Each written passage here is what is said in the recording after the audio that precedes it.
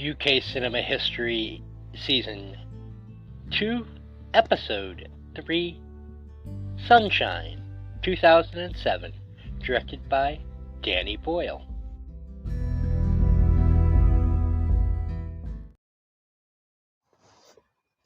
Welcome to UK Cinema History, where today we'll be discussing 2007's Sunshine, directed by Danny Boyle and starring recent Oscar nominee Cillian Murphy.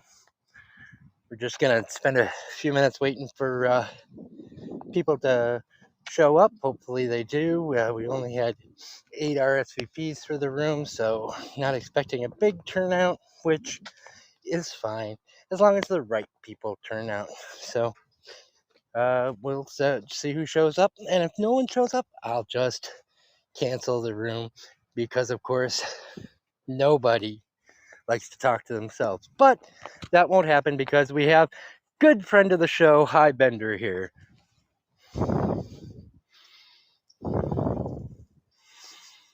Hello, Hi. Hey, Eric. Good to see you.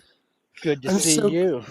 I'm so glad the bug was fixed and you can be doing all kinds of stuff on Clubhouse again. We're grateful to have you back. You're an invaluable resource to the app. Well, I appreciate it. I appreciate you, Hi, not only sticking with me, but you've had that kind of optimism that kind of kept me going and kept me from getting all stressed out.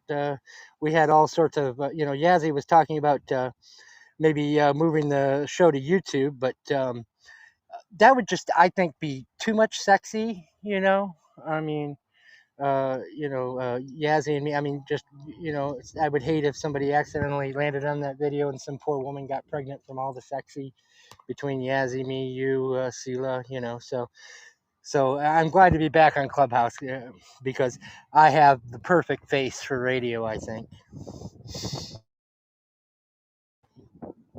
Hello and welcome, Bert.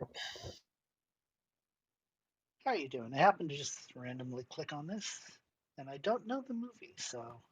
Oh well, I'm a little behind the curve. you're welcome to ask any questions along the way. We just won't ask you your opinion of it. It's the best ever. But I'm sure you're familiar with some of the director's other work, Danny Boyle. He won an Oscar for, oh gosh, what was that film? Hi, he won the Academy Award for about Your favorite. the kid who won the Who Wants to Be a Millionaire in India. Oh, I can't remember. Oh, you didn't like anyway. Slumdog Millionaire. Slumdog Millionaire. Thank you. Yes.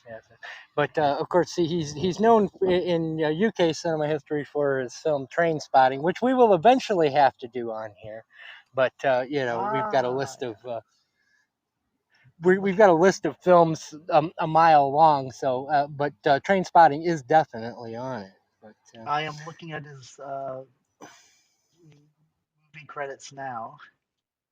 And 127 hours. I really enjoyed that one. Oh yes. And then one that's connected to this is. Oh, go ahead. I was going to say I am friends with a third cousin of the guy who got chopped in the canyon from that movie. Oh my God, you're practically royalty then. So I had heard the story from her secondhand before the movie came out. So I'm gonna go on record as saying saw that film in the theater and did not like it. But in Boyle's defense, I had absolutely no idea it was about a guy who was gonna have to cut his own arm off. If I'd known that ahead of time, maybe my expectations would have been a little lower. Well, just to let you know, Bert, we spend the first 15 minutes of this room just kind of waiting to see who shows up, and then at a quarter after, no matter who's here, we roll. I was kind of disappointed with the RSVPs, but we had some technical glitches last week, and we've moved times around and things like that, and I haven't been able to get a hold of my co-host Yazzie today, and she may be away on other things. She gets flown to Paris, and all sorts of other things. We just decided. She said instead of working around her schedule, I would just have to learn how to do rooms without her. So we may have to do this one without her as well. Which she'll be a loss, but as long as we've got Highbender, we'll have a good room, right, High? Oh, very sweet of you. I did watch the movie. I do have things to say about it, but just to be upfront, I am not a fan of his movie. So if you love it, we can argue about it. But I'm hoping some more people come in who Yeah, actually love the movie. I would like more balance as well, but if we don't get it, it'll be a short room, and I love my short rooms, so either way, I win, right? I think a short room would be perfectly fine. Yeah. I think no room that's really, really good is long enough, and no room that really, really sucks is short enough. That's how I always look at it. But I don't like long rooms because it seems to me like you just are making the same arguments or the same points in circles over and over and over again. There we go. Good friend of the room, Sela Bloom. Welcome to the stage, Sela. Good to see you, my friend.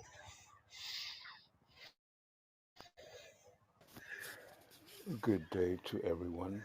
I have just landed.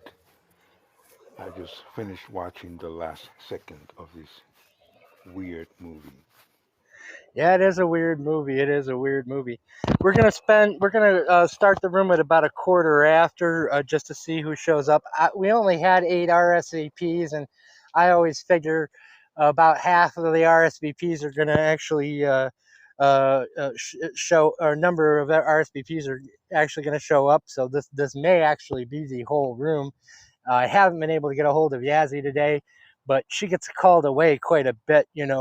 She does that work for the UN, and so uh, they, they kind of got her on call. So if she's not here, while she will be missed, we are having a makeup room on Monday uh, for because of all the weirdness that has kind of happened over the last month, to allow Yazzie to kind of give some points of view on some of the episodes that she missed this month, because she did take the trouble to see these films and make notes, and that'll be also a very, very short room, but that'll be at 3 o'clock, and basically it's just going to be um, uh, Yazzie Yazzie's chance to kind of speak on these films.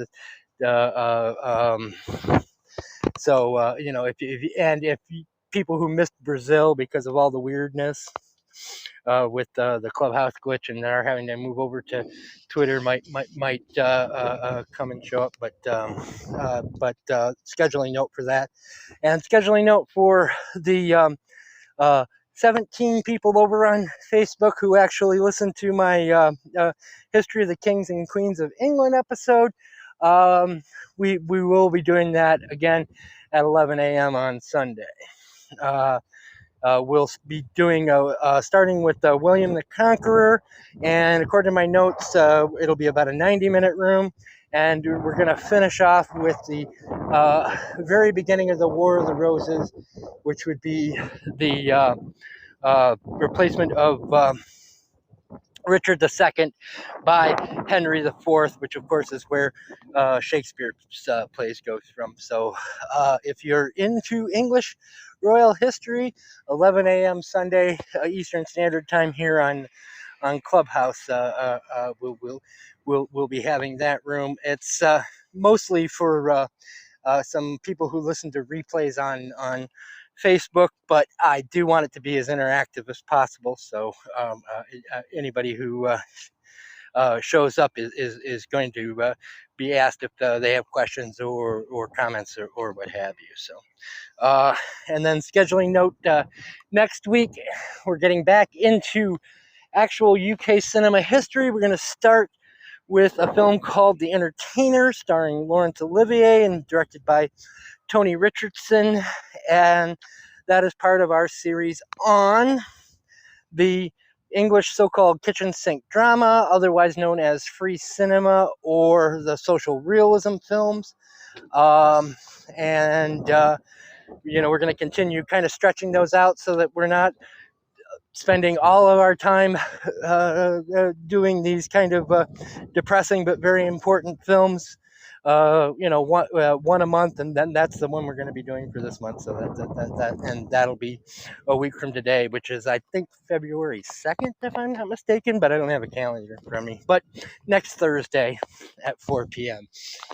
Other than that, it looks like it's going to be a short room today, which probably a good thing. Um, Before we get started, I'm just gonna say that when Yazzie picked this film, I I had a little hesitancy about it because I've always really appreciated this film on a super B film level, which is to say, I love B movies, as people who listen to this room know. And what I like about this film is the same thing I like about Hammer horror films, or Hong Kong action police procedurals, and things like that. And I felt going into rewatching that I was going to have to explain that as my reasoning for watching this film. But on this rewatch, I actually don't feel like that. I think this is actually a rather beautiful film in many ways, but it is very very flawed. And we're going to get into what Hi and Sela felt about the film. And I do have some notes on the production. I did take the trouble to listen to the director commentary by Danny Boyle and the physicist Brian Cox, who advised the film. And but this is not a film I'm going to stand up here and defend as being any sort of a masterpiece. But I do think in this specific genre that Yazzie was going for, the British sci-fi film, it does fit and it does work. And I don't feel bad about recommending that people watched it. But it is, as Sela said, a weird film with a third act that, in not as good as the first two acts of the film. But let's start with Hi's and then Sela's reflection of the film. Hi, this was your first viewing? Yeah. Do you want to start with someone who's going to trash the film, or do you want to start with somebody's going to say nice things about it first? Well, obviously, I'm going to be the one who says nice things about the film, but I'm going to trash the film as well. So, honestly, we can trash away, quite honestly. I mean, but but this being a room where it's a conversation as opposed to a lecture, if you say something and I can say, hey, I may say something to defend the film, and we might have a good conversation that way. Okay, You know, I'm good with that. Okay, so let me first of all talk about my bias. I'm a writer, so I appreciate everything about a film, but in terms of where I put the weight on the script. And a science fiction film, to, um, I expect every film to have a certain internal logic and a certain amount of common sense. Um, but especially for a movie about scientists, and the precision that is necessary to navigate space. Um, it's logic issues are just they just they kill the story for me. So um, I I appreciate the directorial flourishes, and I'll say something. I'll say a few nice things, like they do the Fox Searchlight logo backwards, so it ends with sunlight.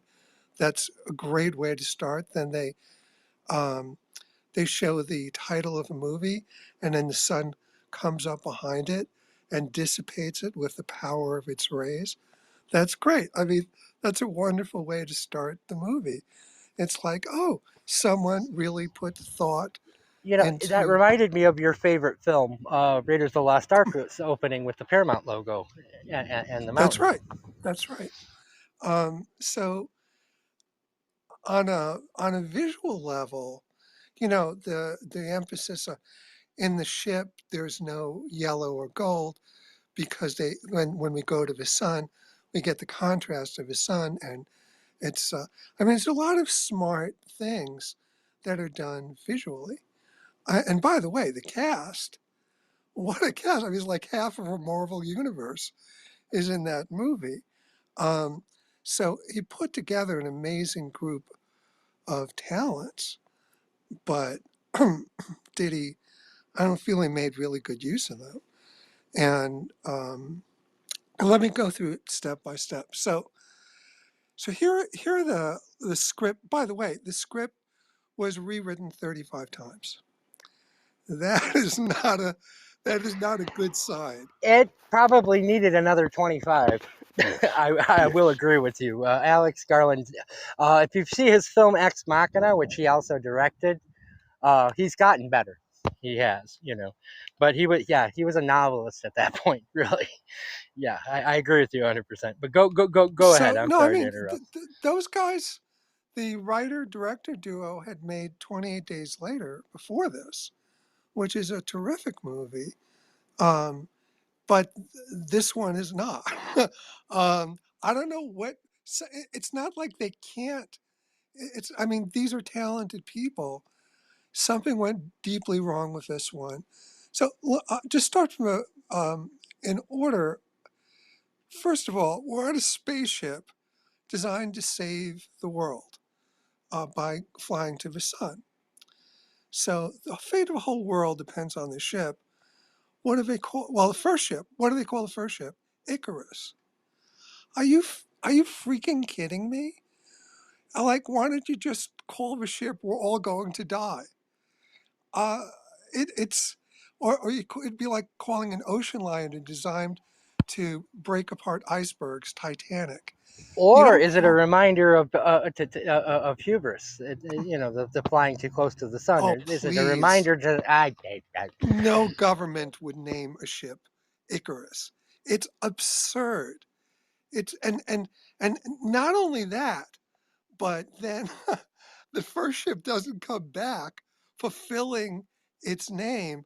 What do they name the second ship going after it? Icarus too. Electric Boogaloo? Unbelievable. It's it's total. It right there. It's like, okay, this movie's going to be stupid because it's just moronic. How much thought went into this? 35 drafts? You didn't spend 5 seconds on thinking about this movie. How could you call it Icarus 2? It just right away, I'm not in the movie. Then when they discover Icarus 1, they give the decision, they say, well, we can stay on the mission, which has been carefully planned by the world's top scientists, probably over many months, maybe years, or we can just wing it. Because what difference does it make if we deviate from the plan? So, right away, that's incredibly stupid. Then they say, well, who should decide this? The physicists should decide this. Why? Because because there are so many factors involved. It's not just a question, is a second payload worth getting or not? That's not the only question. It's like what caused the first ship to derail from its mission? Maybe they encountered something. Maybe they encountered something that stopped them. And maybe if you go to the first ship, the same thing that stopped them will also stop you, which is in fact what happened. That has nothing to do with physics. That's just plain common sense. No one ever brings that up because the script is stupid. So that's infuriating. Also, the physics logic of, well, the payload is untested. So if we get two of them, it'll double our chances. No, it won't. If the if you don't know if a payload's going to work, having two of them is not going to improve your chances an iota. It's just so stupid. Then what happens after that? A scientist is assigned to redo the calculations manually because the computer won't do it. Why won't the computer do it? Exactly. Not clear on this. The computer is there to serve your commands. It made no sense that the computer wouldn't do it already, couldn't do it.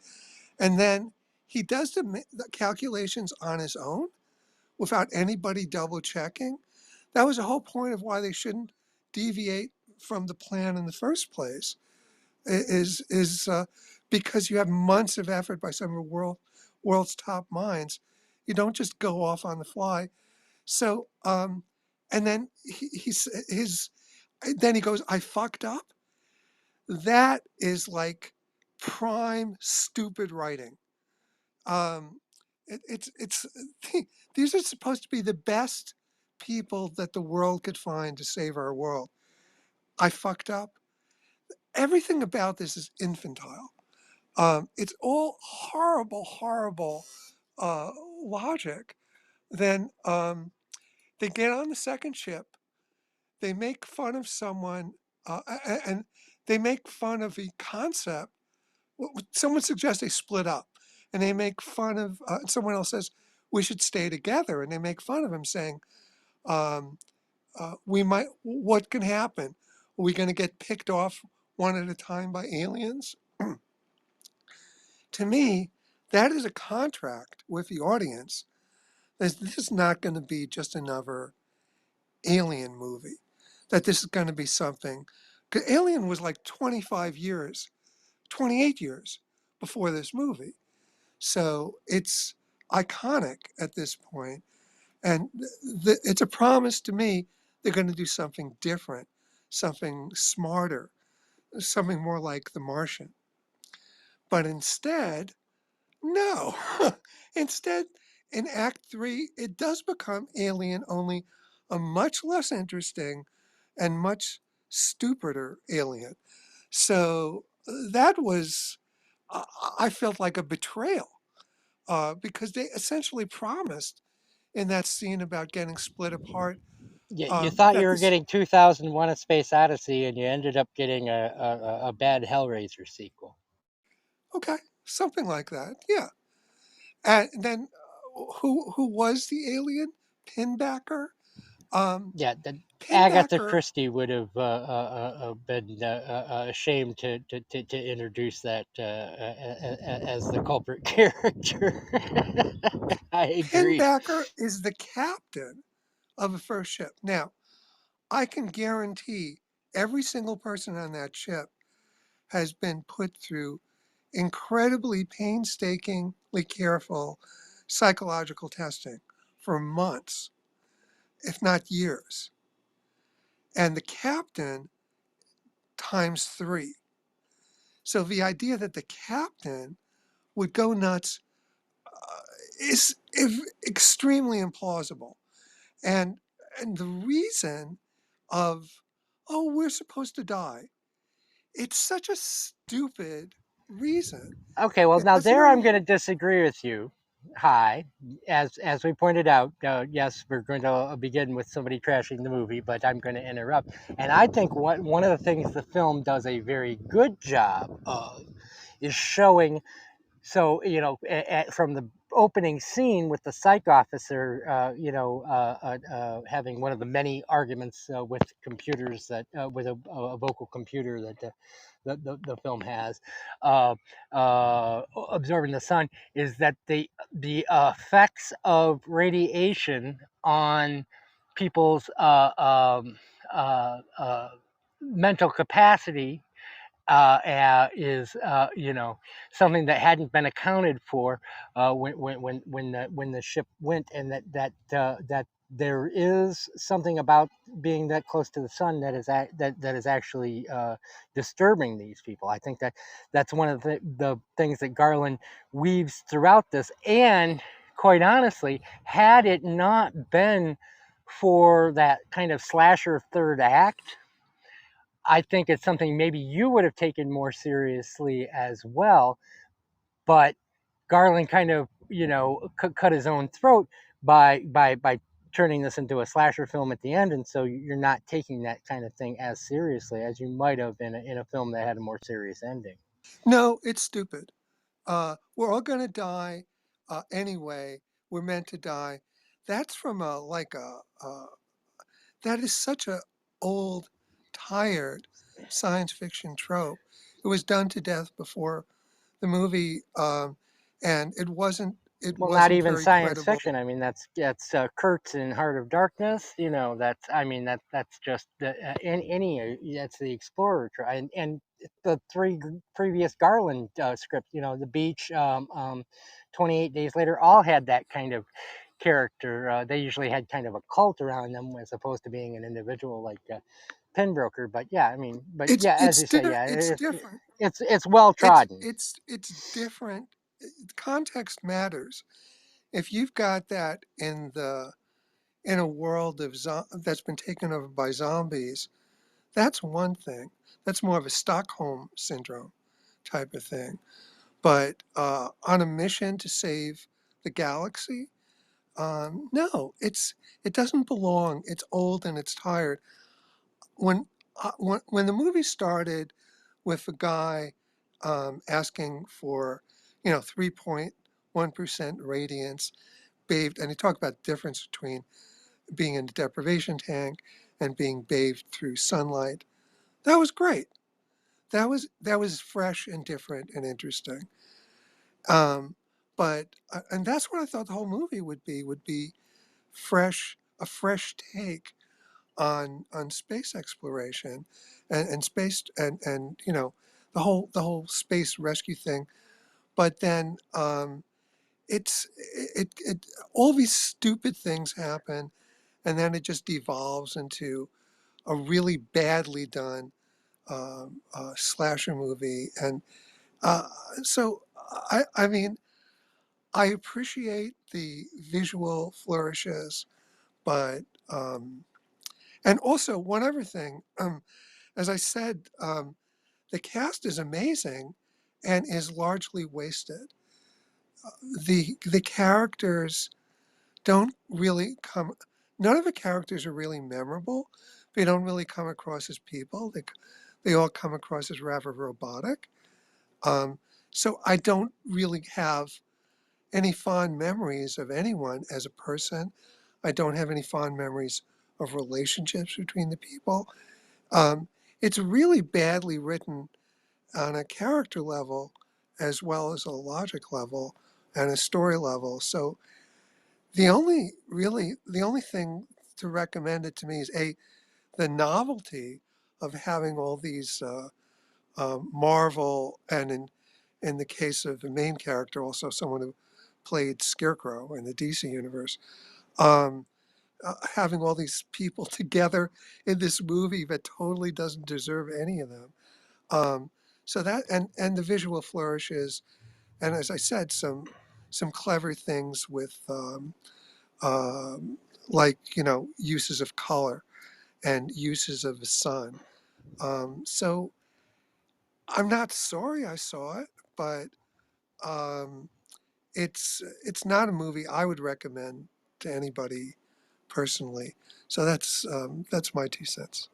Well, thank you. Hi. I have to skip to Yazzie because she's doing that thing that I've told her 100 times we don't have to do in this room, which is, politely standing in a queue and then putting things in the text. This is a conversation, Yazzie. Just interrupt. Hi everyone. No, sorry I was late. No, the thing is, it's because it's I just got here late, so I No, didn't I allow do myself to understand. interrupt. I'm just making fun of Yeah. you, but it's Okay. because I love you. Oh, thank you. Yes. I love you too. So anyway, uh, apparently there's a lot to discuss because yeah, I can understand that how the critics can uh affect our mind and change, like decide like how we think or how we want to think about a movie. But anyway, yeah, if it's to what the film reminded me of, it was like the and was this amazing book of the H.P. Lovecraft, the Color Out of Space. And actually, I bring my book and I marked something I wanted to read at the end, but maybe I should read it now. But anyway, this thread that this fear present in this movie is so Lovecraftian. It is this anxiety and horror produced by the encounter of the unknown. And this is so that you ask that, okay, they've been through so many tests, and how come that they, like, the captain can go insane by staring at the sun or everything. This is the unknown here, and The that's psych why officer does as well. So I mean, we're not seeing it as an isolated thing. you Just see, kind of like, back you up, Jesse. there's this the thank you, this is this, when human beings encounter something beyond its understanding and something incomprehensible, you don't know and you cannot predict how the human mind will react. And this is the moment of fragility of humanity, and this whole feeling of unease, like, that is very well accompanied by the score that I think later on we should talk about, the John Murphy score. This, like, the beat, that constant boom boom boom, the percussion beat, that felt of unease, that's the sort of mental health that I think, that cosmic proportion, that that this vast, the unknown dimension that they're in, and all this Well, yeah, metaphors. Yazzie, can we get to that in a minute and just kind of have you talk about High's objections on a logic and script level Yes, and because character we level? are, of And course, because, then when we get back to you in the round, then we can start talking about the specific things that you like about the sure, film. But because we can say, oh, and again, first of all, I said, like, if we want to think about the whole storyline as a logic, there it is for the logic, the incomprehensible, the unknown, and our reaction toward the unknown. The other thing is, we are in the world of science fiction, and it's science, but it accompanied by the word fiction. It is fiction, and fiction should not be explainable in our reality, but it should be consistent within its own world.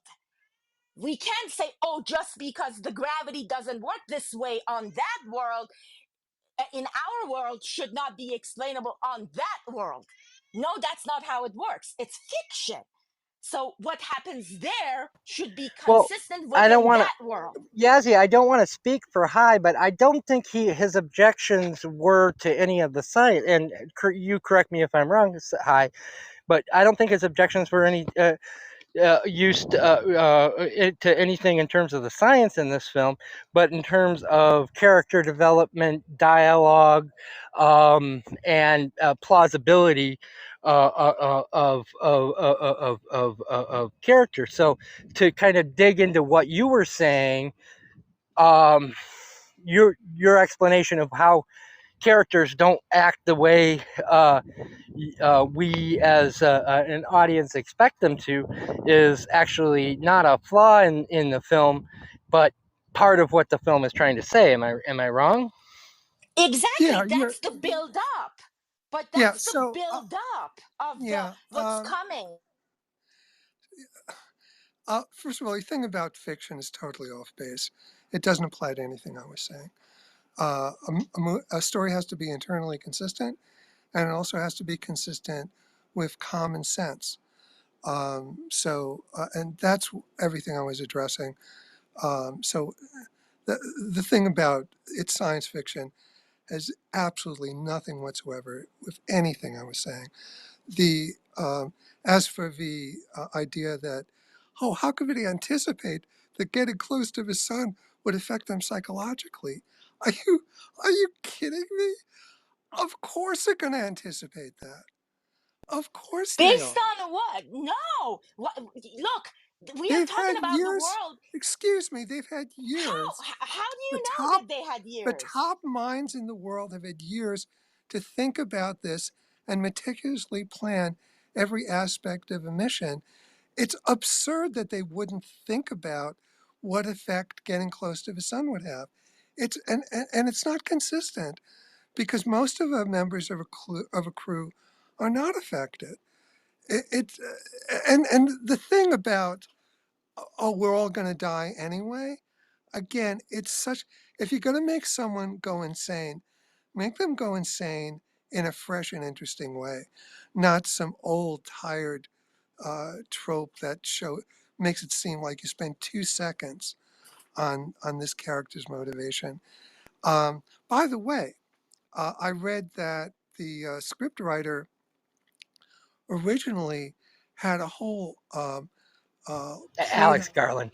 Alex Garland uh, originally had a whole long thing about um, uh, whether there's a God or not, and this whole thing about religion, and the director made him take it out. So maybe, Totally the opposite. Actually, totally the opposite. Alex Garland is the atheist, and Danny Boyle is the religious one. but but that has but nothing to high do with is what I but said. high is correct. Alex Garland's had a draft of the screenplay that had that element in it, and Danny Boyle did reject it. Yeah, see, you really want to listen to what's being said instead of, yeah, what you said has nothing to do with what I said. Regardless of what their respective feelings are, But has nothing to do with what I don't think actually that was would have been a written. better film. High, quite honestly, on a B level I'm not enjoyment saying, level, I don't think I I'm would have not been saying, because I don't I, enjoy this film as an intellectual exercise. I'm not I saying, yeah. I'm saying we don't know either way. But what I'm saying is that it's possible one of the reasons it plays rings so hollow to me is that it's a piece of something that was larger and that maybe made sense when there was more to it, but then it got whittled away to where, to me, it's garbage. But I also agree it could be that if the original was left as is, it would have been way worse. I don't know either way. I'm trying to come up with some plausible deniability for Alex, but we really don't know either way. Well, we're going to move on the I don't. conversation because I just don't want to be talking about this in circles. But it will come up again, obviously, because but at least we do have a good conversation going because we do have some people who actually like the film on the panel now. So, but we are, and I'm sorry about this, Yazzie, but you're going to have have your turn in a minute for your overall views. But I do want to get to Sila's point of view. He had just finished watching the film and on a first time view, and the word you used, Sila, I believe, was weird. So expand, please. Well, I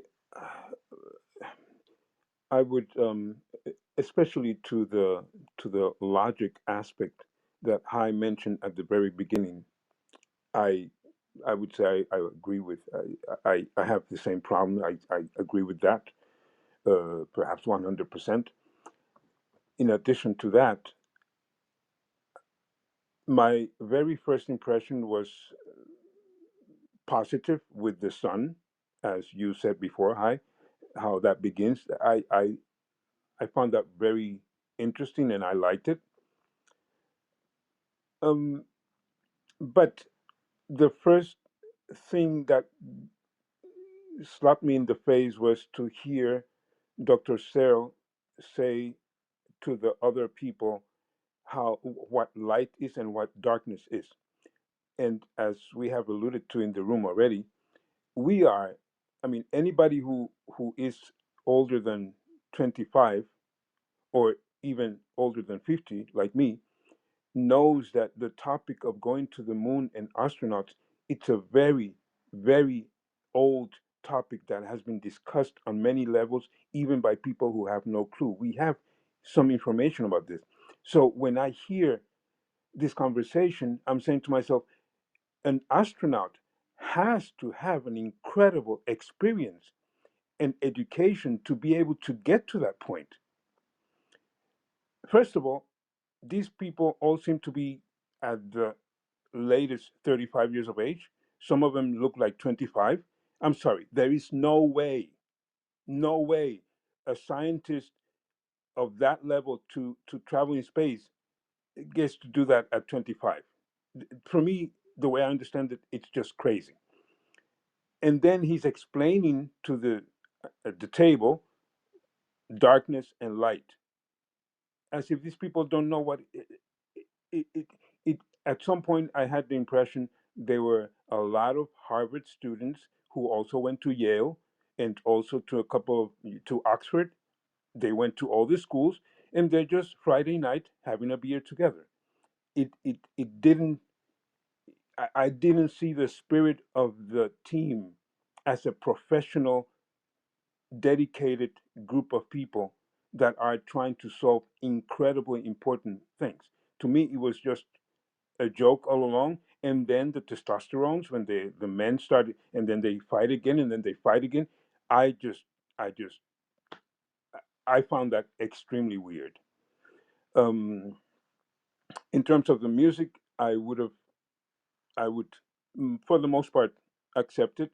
I think there were moments where they carried on, especially in films like this. I find when there is so much that we actually don't know, and some of it we do know about the possibilities of what is going on acoustically outside of this planet.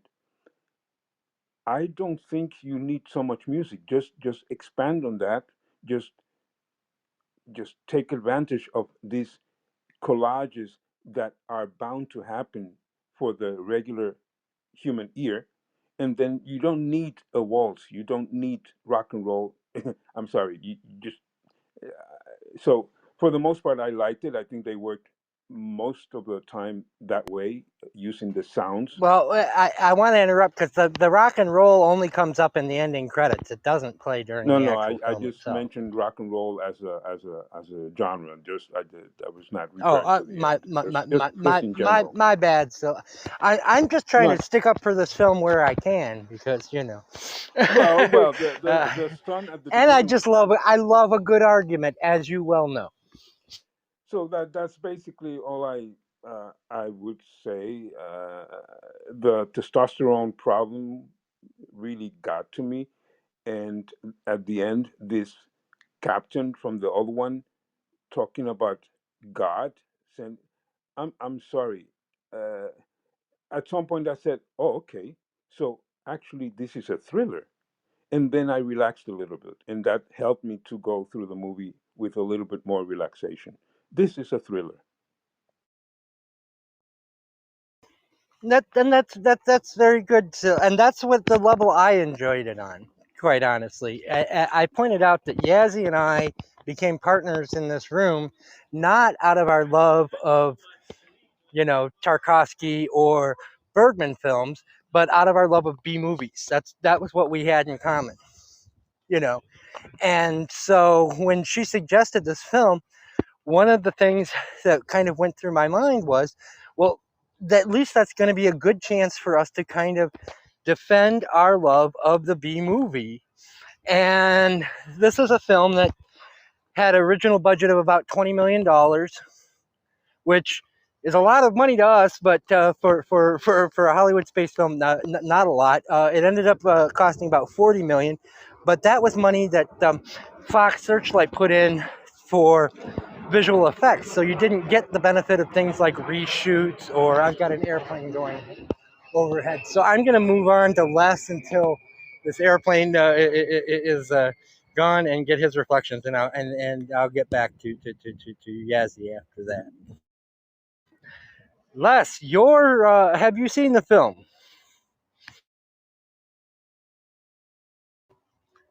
Les may be in the other room. He sometimes uses Clubhouse as a background while he does chores and things. So, Yazzie, now's your big chance.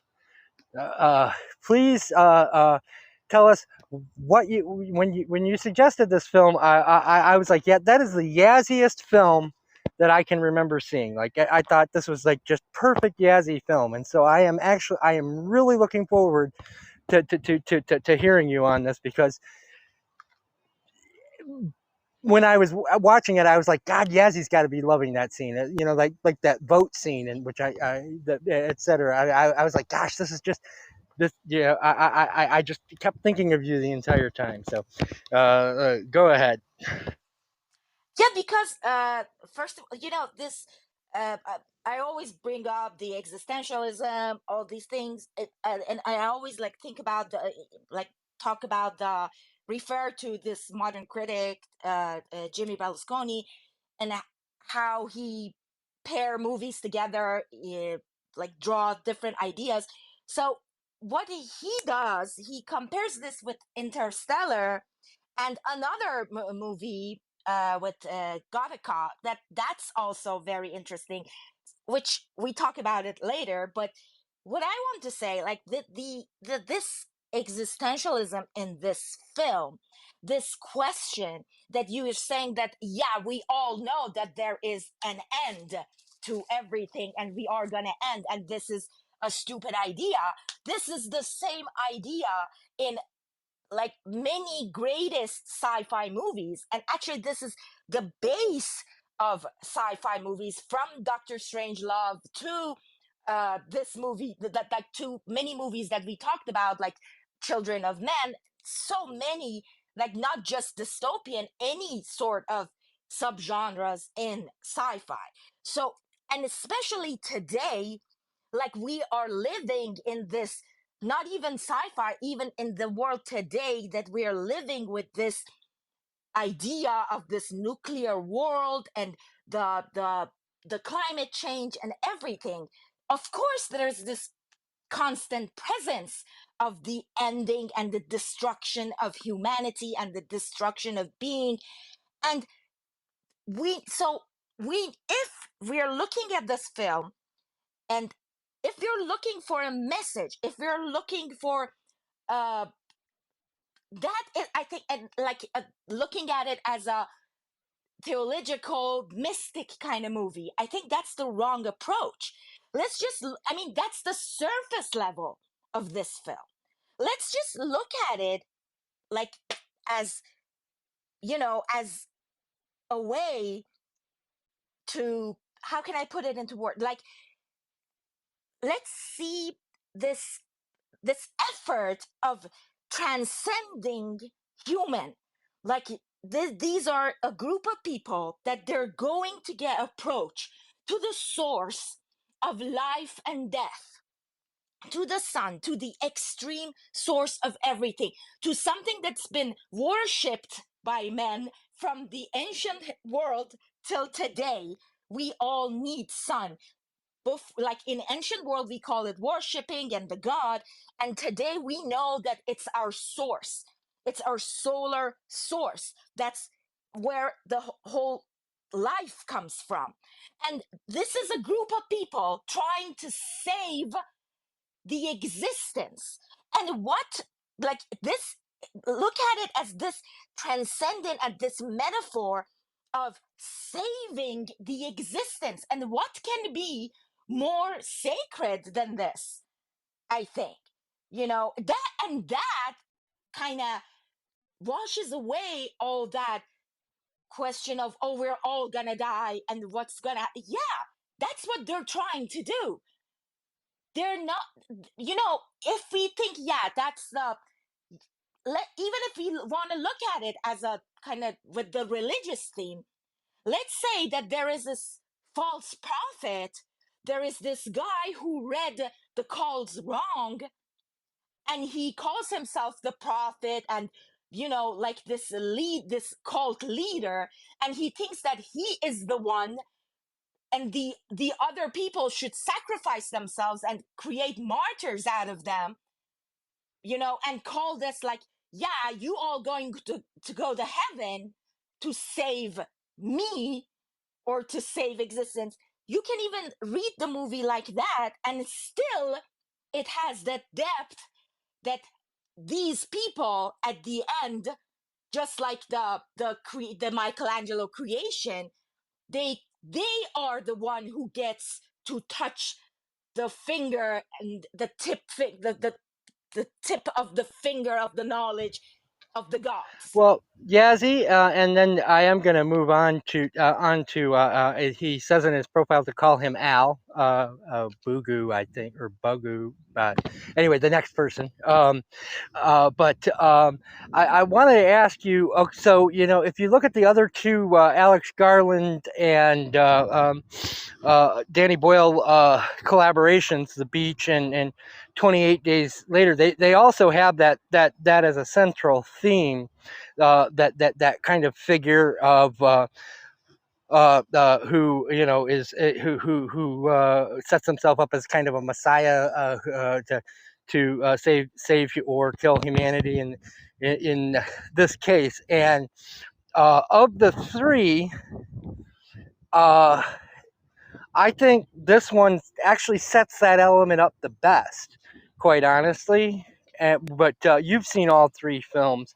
Um, you know, as a theme, as a just for good trashy fun B fiction fun. I think this one has the most fun with that. But I was wondering your reflections on those three films, and that You know, similar trend through Boyle and Garland.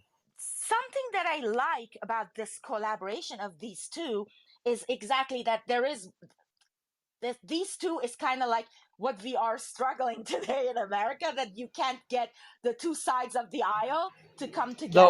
The But oil when and it the gets to oil in Alex, the water with Danny Boyle is the oil exactly, on the bottom, and then Alex Garland has that kind of trashy sensibility that floats on top. this is the opportunity that you can never find in two filmmakers with and a scriptwriter and the filmmaker with so many collaborations, and they get like from two different mindsets, and they come together and they can create movies. And what happens with, like, what Boyle brings to this, in my opinion, is his use of violence. What everyone hates about this movie, the third act, I think, first of all, the whole movie has this build up towards that moment.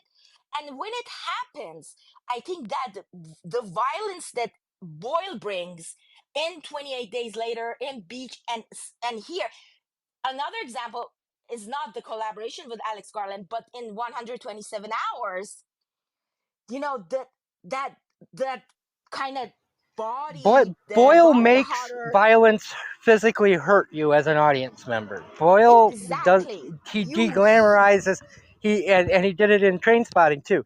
He deglamorizes And it's all of this, visceral, and very yes, visceral, and shocking, upsetting, and he wants it to be upsetting. That's the thing. I mean, even if you walk out of this movie upset, it's because it's Danny Boyle's intention to do it to you, because he wants you to get upset towards scientists and religious groups and all this, and humanity itself. I think that's the thing that he's aiming for. That's why he makes a movie like 28 Days.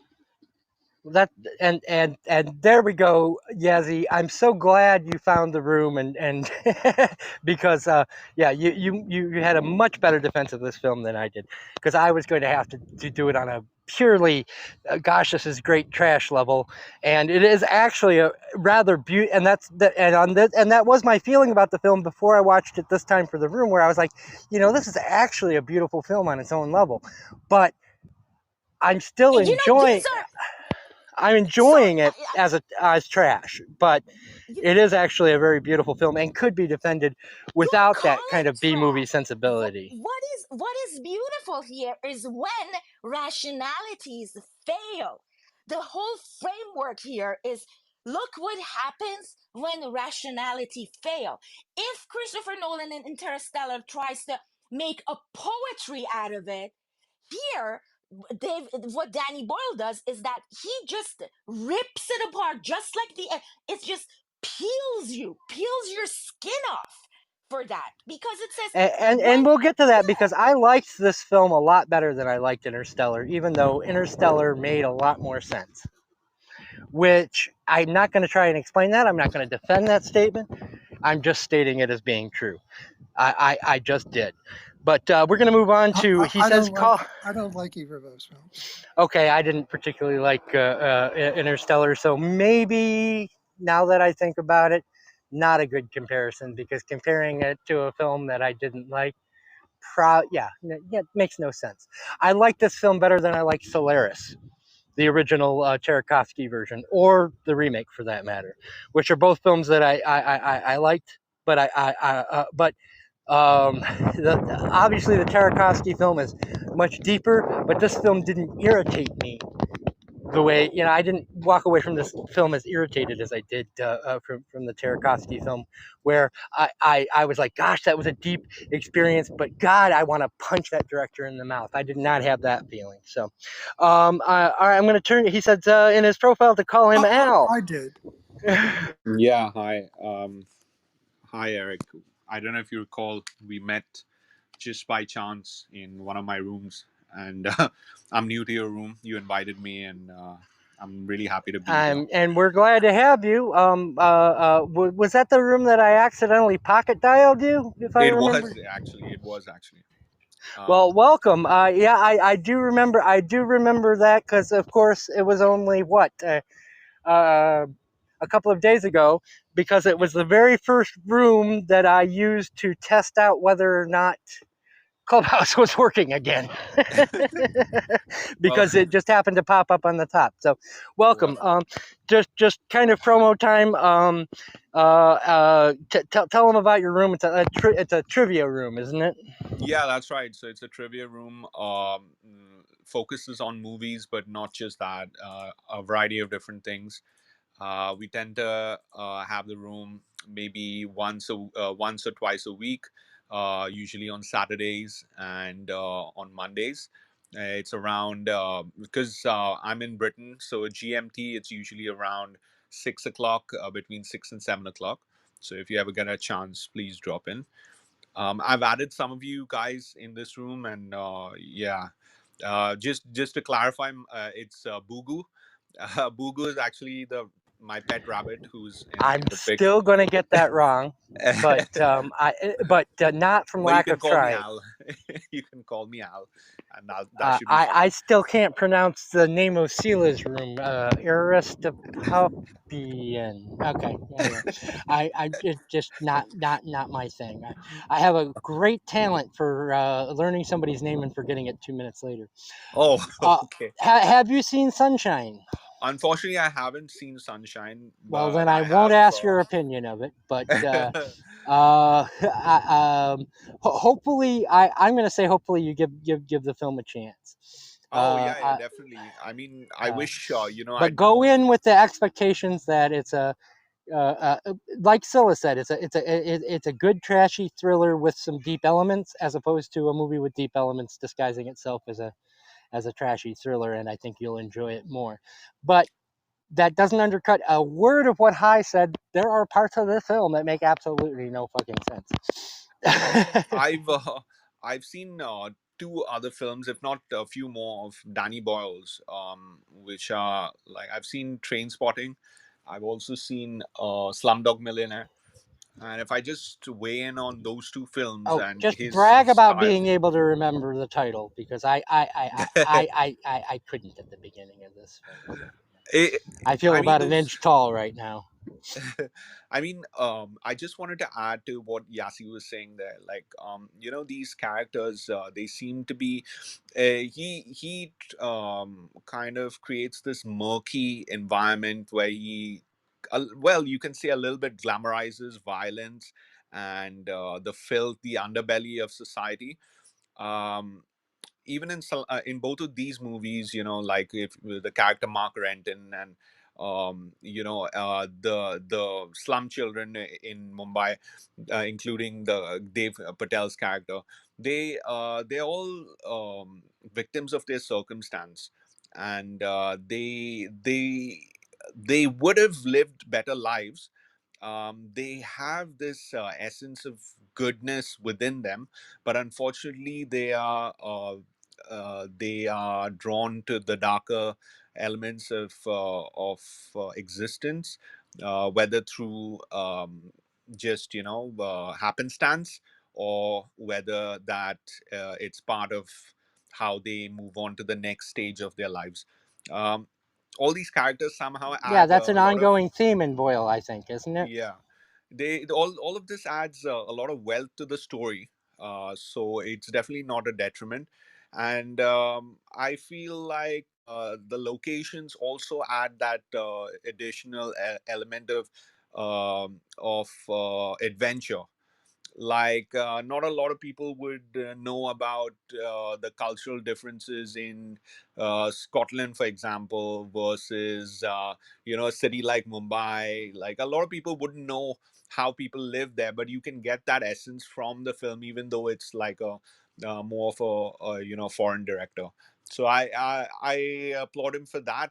I do feel, which I heard, that he and uh, Ewan McGregor had some kind of a fallout, and I do wish that never happened. Um, yeah, apparently I they didn't. don't. I think the movie The Beach. The best part of it was having That he wasn't in it. well, no, that I'm having one of those clubhouse brain burps. Scorsese's guy was DiCaprio. Yeah, DiCaprio's performance in that, I think, is the best part of that film, and I don't think that McGregor had the gravitas to pull that one off. I really I don't think it would have been as good a film, and I think I Danny Boyle made the right decision. No, see, here's the thing. If McGregor would have been satisfied as a supporting character, I think it would have been great. He could have been one of the or one of Tilda Swinton's lovers or something. He could have played the lover, and there could have been an additional story to that. Yeah, He would have fit that role very well, rather than. But I think Leonardo played his part very well. He stays where he stays, but yeah, I don't know. Anyway, it's like they say, everything happens for a reason, and yeah, I mean they came back together in the end. So it's like all great bands. They go through the differences, and eventually everyone comes together. Hopefully, you know. excellent, excellent. Okay, well, I'm not going to go line by line over High's objections because I actually would be adding more objections. For instance, the exposition machine that literally is in the middle of of all of these scenes, which is that room where they can send communications back to Earth. That literally is just there so that Alex Garland can get plot out. You know, I don't think Cillian Murphy's performance is very good in this film. And I think that Danny Boyle wasted a lot of time with all that kind of actor studio nonsense when to creating these backstories and then never telling them. but having the actors live together to form the camaraderie and what have you, because it's all undercut by, I don't even consider it what Murphy does in this as acting, but more just line reading. And Boyle had actually gone through and edited out most of the humor, and you can see why, because the delivery on this, this is my version of Cillian Murphy telling a joke. Why did the chicken cross the road? Oh, to get to the other side. It wouldn't, the humor just wouldn't have worked. And I think part of the reason why that backfired in terms of creating character is because you have such a weak central performance. That being said, I can defend this film without using the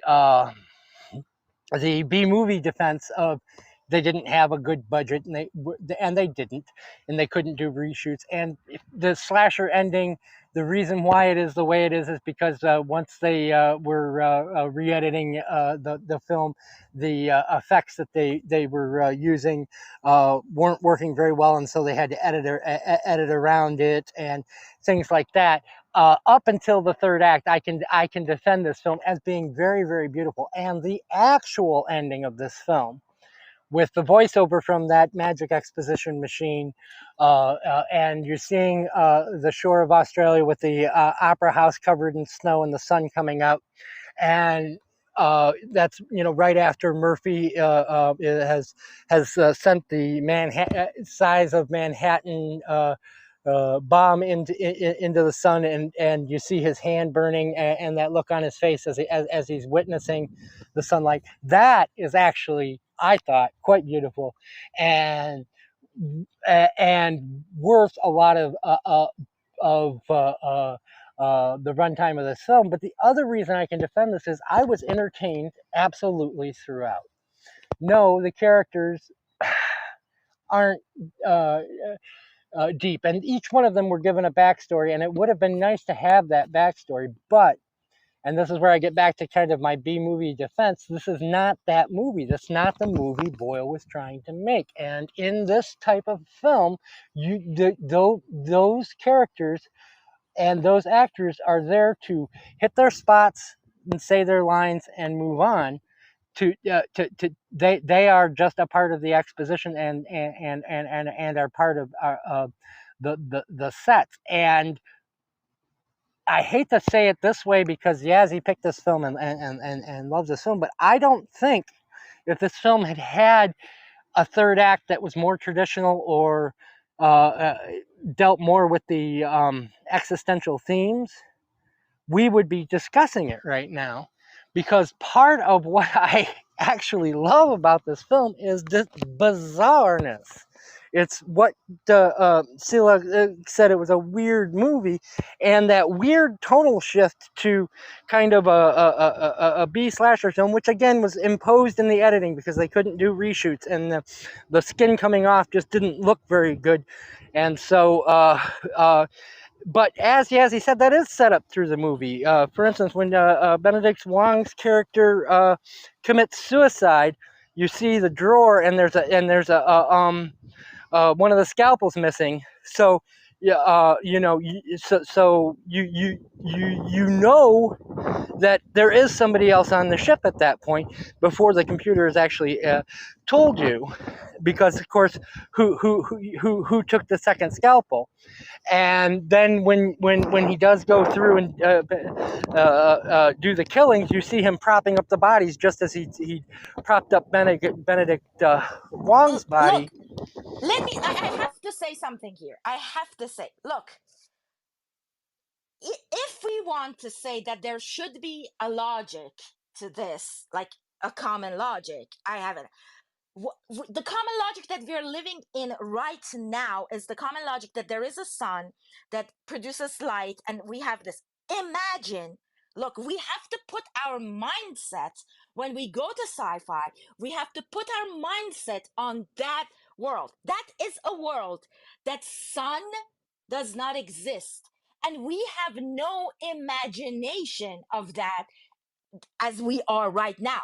So going to that world, it's bizarre at by its nature when you enter that world, you know. So Well, and and I'm imagine gonna all stick the up. cultural shift, all the impacts of a dying sun could have on us today. And I think that room, that similar to Earth, that's the amazing point of this film, that what Bugu was talking about, that You're talking about the the oxygen tank.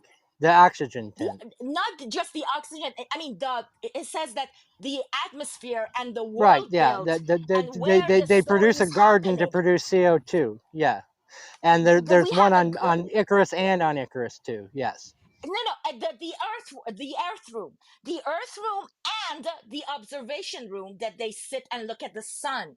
So imagine that there this missing this longing for the sun is to the point that they look, that ship represents what these astronauts, what the studies at the point and at the world that this sci-fi is happening on the earth. They think that these astronauts, these young astronauts, because the well, I mean the expert and the older ones, they're already died on the Icarus one. So these are what we have left with. That's so important. So we are left with this young And group of that scientists.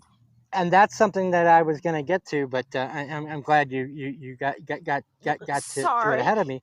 But does it make but the question we have to ask ourselves is, does it make sense in the world of the film? And to High's point, there are points where it doesn't. And to my point is I don't think that's the point of this film. But I also think that it would have been a better movie had it made more sense within the world of that film. But that I enjoyed the film for what it was, which is, a deeply flawed B film that was basically saved in editing. And there's part of me that I think enjoys, and and this is something I think you'd have something to say about, Yazzie, that enjoys this film more than I would have if it had a better screenplay and had a better third act and had more internal consistency and logic, and hadn't been basically tried to save it in editing, because I am seeing those gaps and filling them in with my own head. Look, And I have a because question. We have a 1 hour 34-minute movie. Just give me an example today.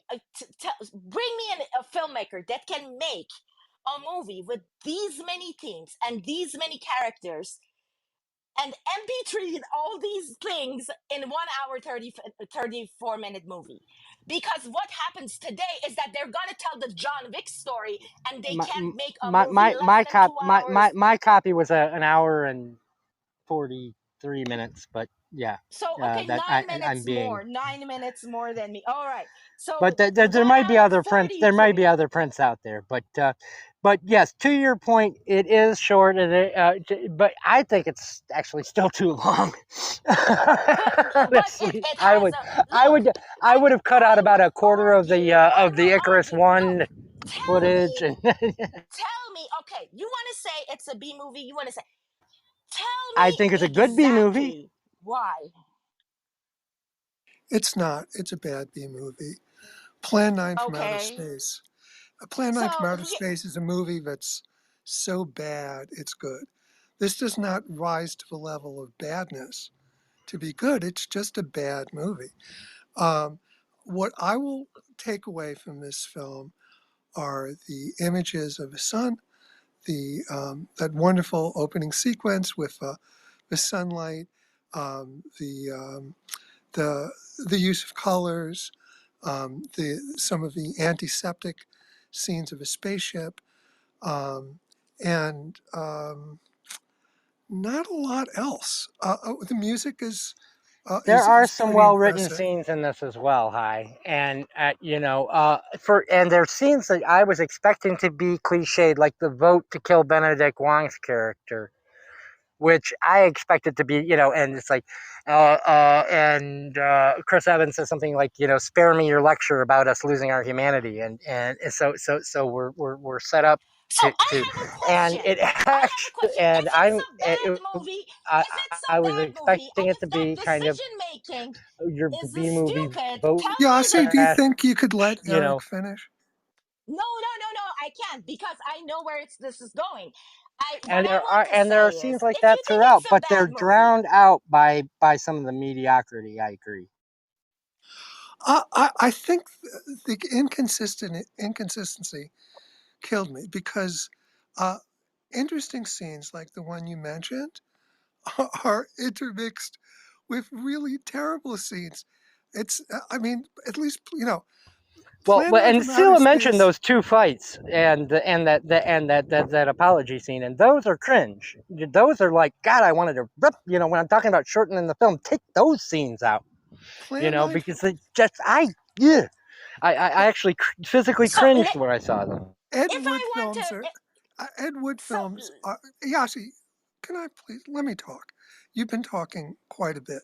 I haven't. I Let me don't think talk. that you have an understanding of Edward. If you understand Edward, then this film is very easy to understand. Uh, when I watch an Ed Wood film, there's a beautiful consistency to it.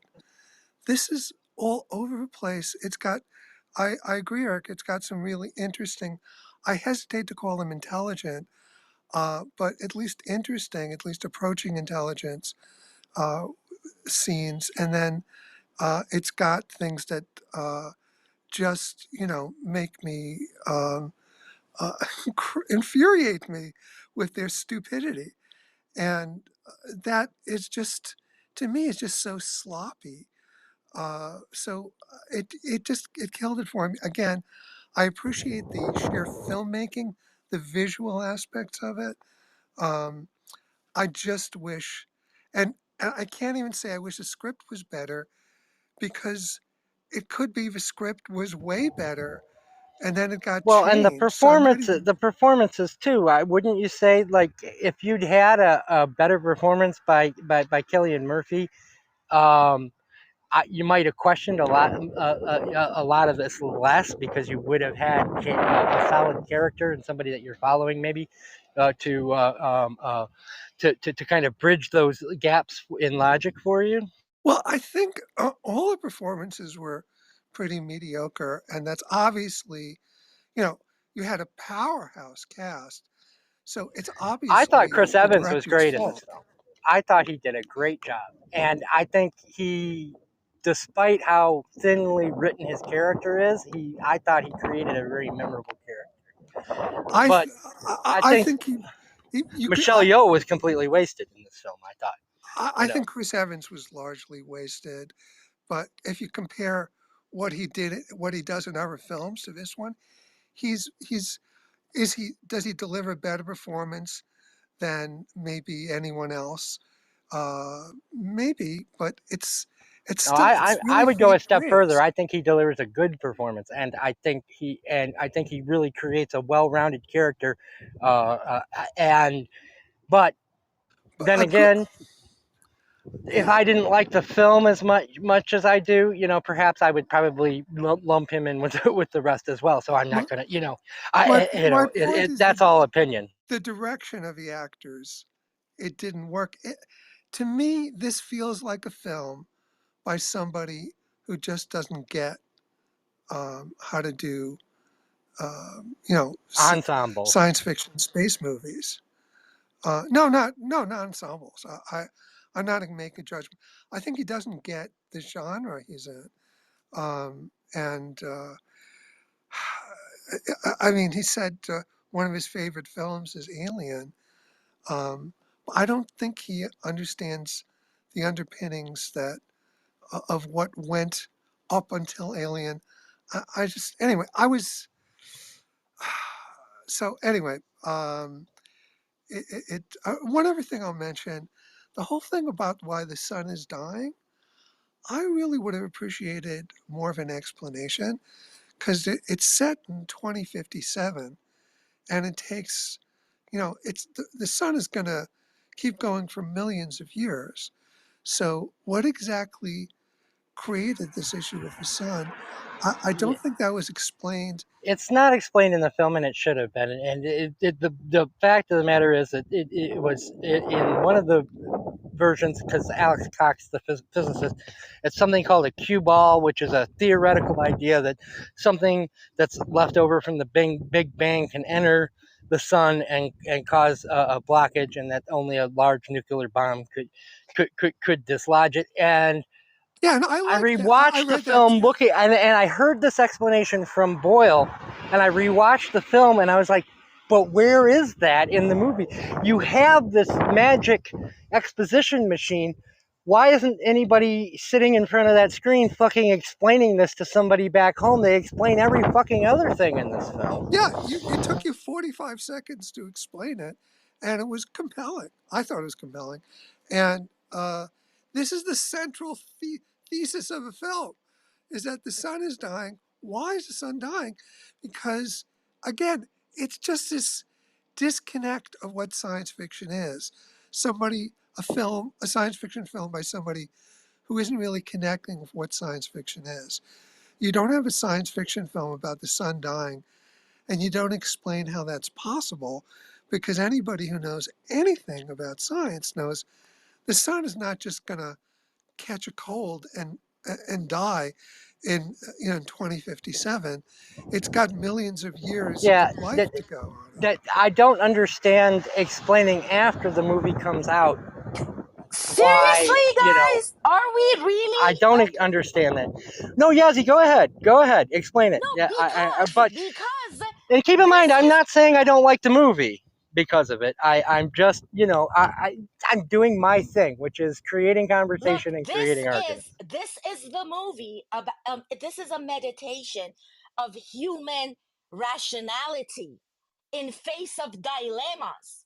This is a nihilistic movie. This is a nihilistic world, that the source of humanity, the source of life, what gives us life is dying.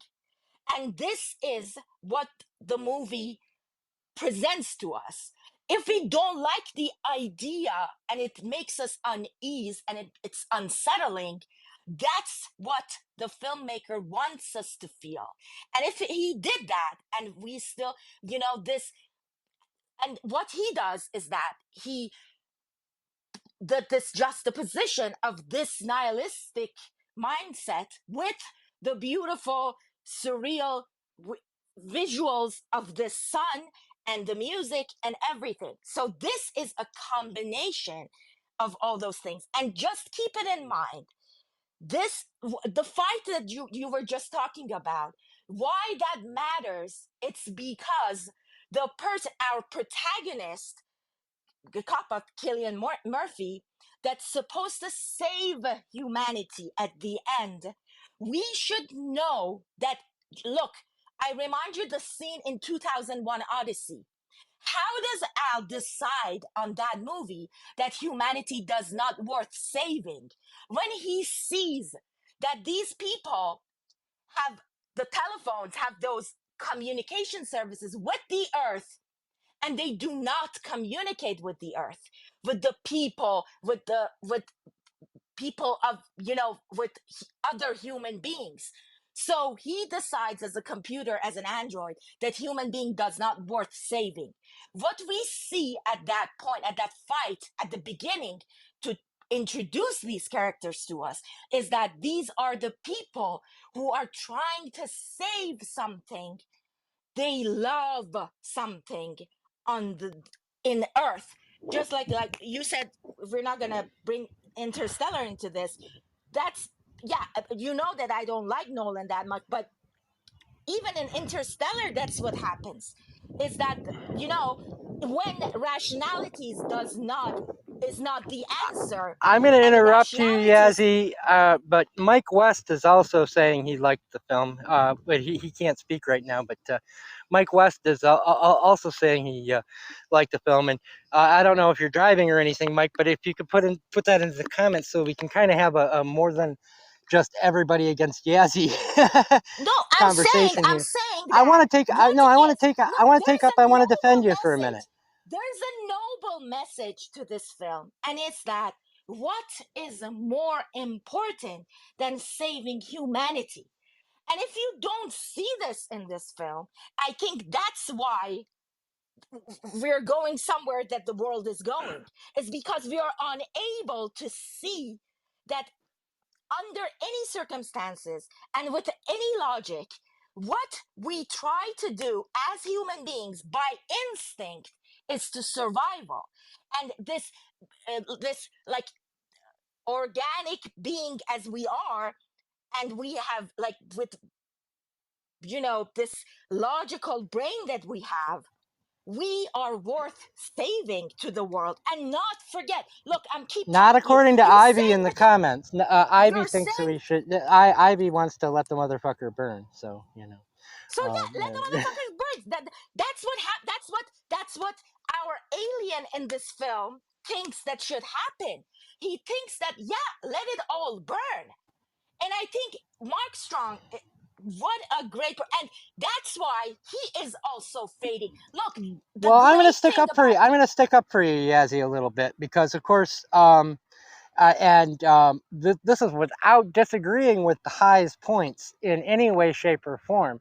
But one of my least favorite things in the world was a tool that I used to use in film school, which was like these Sid Field type how to write a screenplay books, you know. And the reason I don't like them is because, of course, the studio execs now read them, and so every screenplay, because these are studio execs, not creatives, has to kind of fit into whether it's Sid Field or someone else's, So, you can't have a scene at a restaurant because restaurant scenes are trite. Well, there goes My Dinner with Andre. You can't have the scene in the back seat. Never set a scene in the back seat of a car. Well, there goes On the Waterfront. You get my point.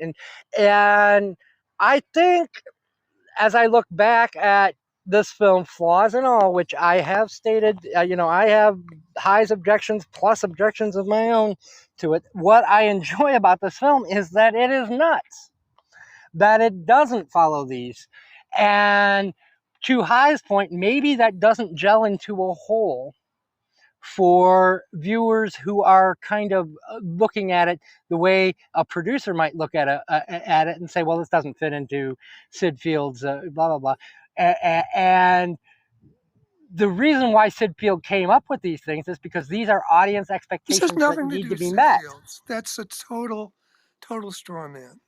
Nothing to do with Sid Okay, Fields. I'm This just is using him as an example because he's a name I can remember. no, it has nothing to do. It's not about structure. I didn't bring up the structure once. I'm looking at things on a line by line basis, on an idea by idea basis. I didn't say it doesn't make sense structurally. Of course, it doesn't make sense structurally either, but I didn't even bring that up. I'm looking at a more basic level than that. So I think that's a really that I don't think that addresses what's being discussed here anymore than what anything Yasi said Yeah, addresses. you're probably right. Yeah, in hindsight, yeah, you're probably right. So And I apologize because I'm kind of phrasing your arguments that way. So, uh, I would also point out, and and that's not fair. I know it's not I know it's not going to be a popular thing to mention, and it's not always a valid thing. But I will. I think just as a data point, it's worth pointing out this film bombed really bad at the box office.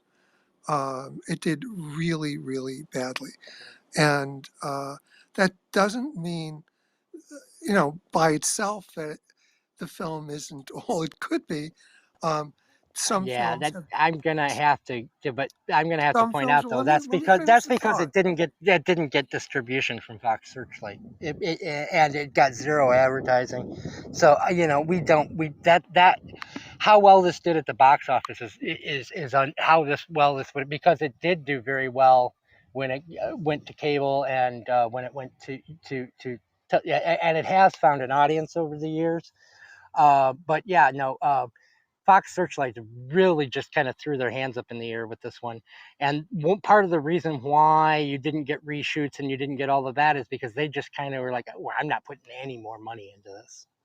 So we don't know how well it would have done had it gotten a proper distribution. It only Yeah, played for 2 weeks in New York. Mulholland Drive, and Blowout, and I don't know, Fight Club and Children of Men. They all bombed in the box office. So sometimes some movies are made for discerning Fight viewers. Club. Wait a Some movies second. had this has a special needs a special viewers, and would need like special going to the movies, and not every movies is made for everybody. And of course, I think that's another point about this movie. This movie is about getting like the blindness. This movie is about, like, does a great job capturing that sense of blinding by brightness. And I think that should be something that we consider while going to this film, because you said, like, and many other movies also touch this subject, but the way that this one does it, and if you want to say that like the construction of the script is not correct, I give you a very modern example that also bombed in the box office, but it's a very good movie if you want to watch it and study it, and it's Barbarian, this recent horror movie. That is a Z movie, that is a trash horror, but it's very interesting from the narrative structure of the film. Yeah, you can As always find exceptions to. That's why I phrased it the way That's I why did. exceptions I are think what we are trying to study it's here. a it's a data point that I think is worth mentioning. It's not definitive, but it's something worth mentioning. Yeah, Also, it's a point. Yes, you're right. Hi, as long as it's not the be all end all, it is something that you can kind of raise as a point. But Yes, yeah, I and bring it the it question also again. I bring up the question again. We Fight are Club living made in the world that 101. sun is dying. What Fight would Club look? made $101 million worldwide. Where do you get that Fight Club didn't do well? it landed David Fincher in directorial jail because it didn't yeah because it Really? yeah it So was when did it considered. make? eh, it made its money on second and third releases, and the reason why they did that was because they pulled it from theaters so quickly, and word of mouth got around about it. But Interesting. They pull it but off Fincher, because it was a bomb, I didn't know so they that. pull it off, yeah, and it, then they put it's it one of back. those stories. But you know what? Fight Club is a very flawed film on a logic basis, and and that the whole trope about him being two people is rather and yet Look, I love that film I because love it it's too. nuts, look, because it's this is completely nuts. And so here's where I come from when you say this is a bad movie. High, I can't disagree with you because it's a bad movie to you, but Fight Club, for the exact same reasons, is a bad movie to, and No, I'm going to say a it's lot not. of people that It's I not. know, First of all, to Fight Club. other people, not to First of me. all, Fight Club isn't science fiction. A science fiction in space with a bunch of scientists movie. You got to look at things in context. Um, what Fight oh, Club now can we do things. should. So no, I don't agree with that. I But thought that within I'm the just context. I just am using it as an example, obviously not as a science fiction movie. But Look, no, I'm just exactly, saying because you what I said love no. about You were Fight Club is saying what I love about what this film is messiness. I gave the Fight Club and Mulholland Drive and all that because of the example of movies that bomb in the box office but are great movies. But look, I bring the question up again. Look, all the symbolism in the movie with the Mithraism and the sun as a god and all that. And there are many little things in the movie that I bet that you missed. And one of them is what, like, how beautiful it's. I'm not going to talk about them because apparently they're not worth it, but I'm going to bring that the general questions again. That is, this is a world that sun is dying in, and the sun is has been present in all cultures and everything. This is a cultural shift on Earth within the mind of those people on that ship, that each of them beautifully present different cultures on Earth today, because the world that they could create, that we understand also those common logics that you were trying to find in the film anyway. For example, sun is something in the middle of Japan's flag, in the middle of Argentina's flag. We're missing something that has been the symbol and the god and the actual factual source of life. So it's gone. Don't you think that the characters, that you think that their actings are poor, they are in this dull mindset and behavioral aspect because they lost hope, and their Icarus, their semi-god that's supposed to save them before them, has also failed.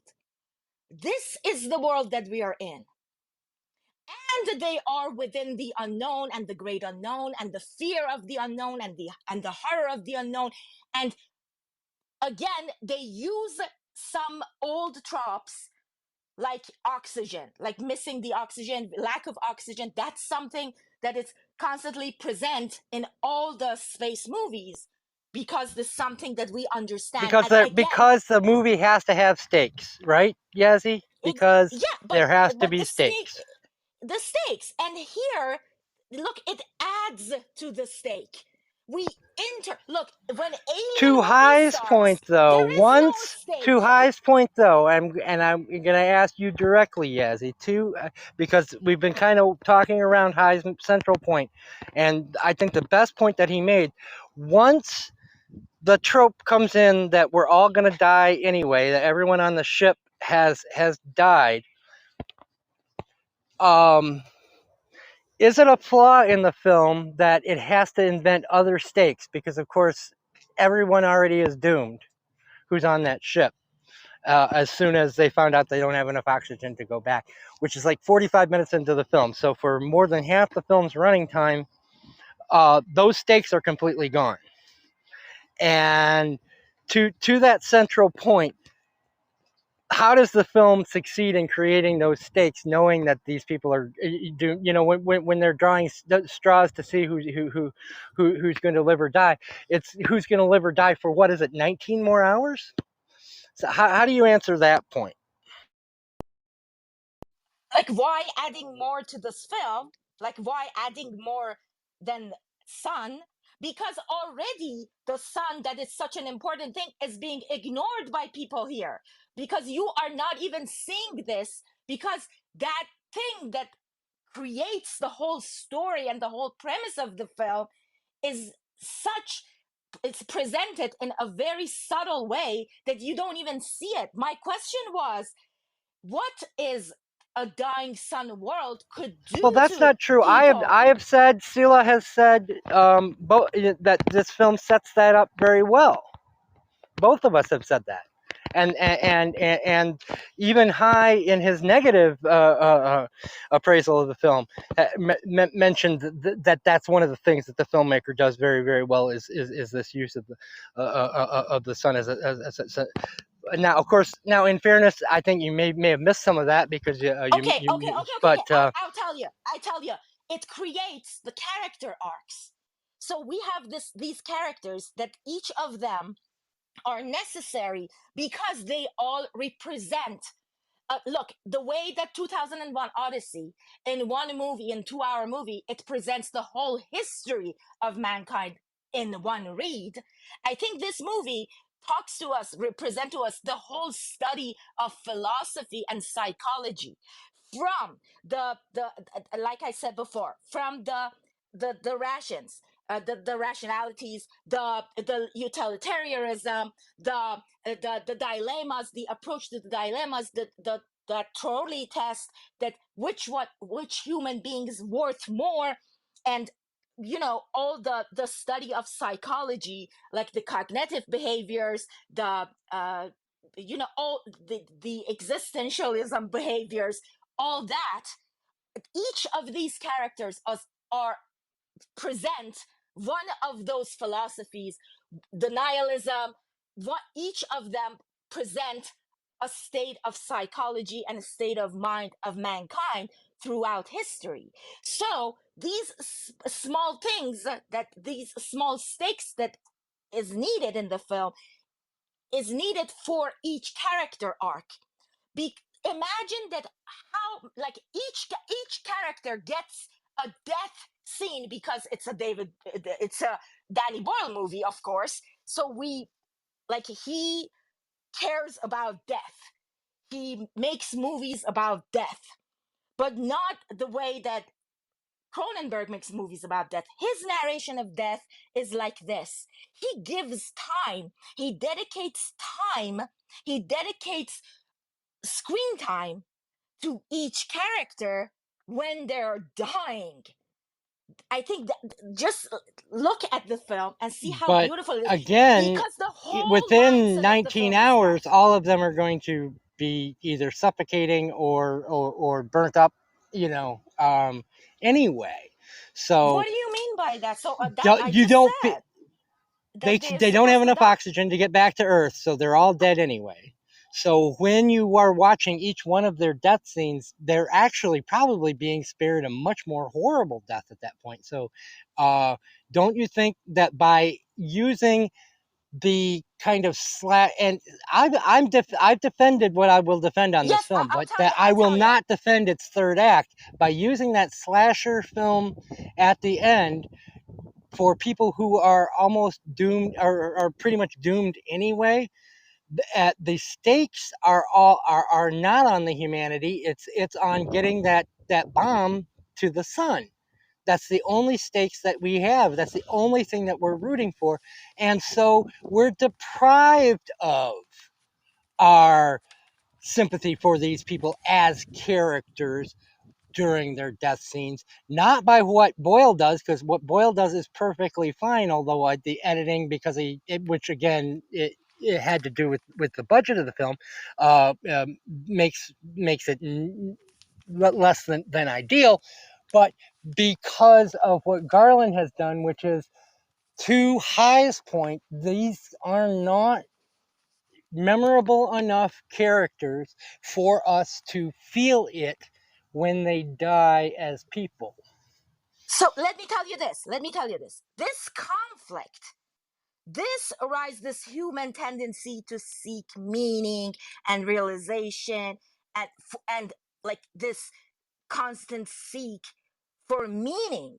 They need to find meaning and hope in order to sacrifice themselves for the mankind on earth.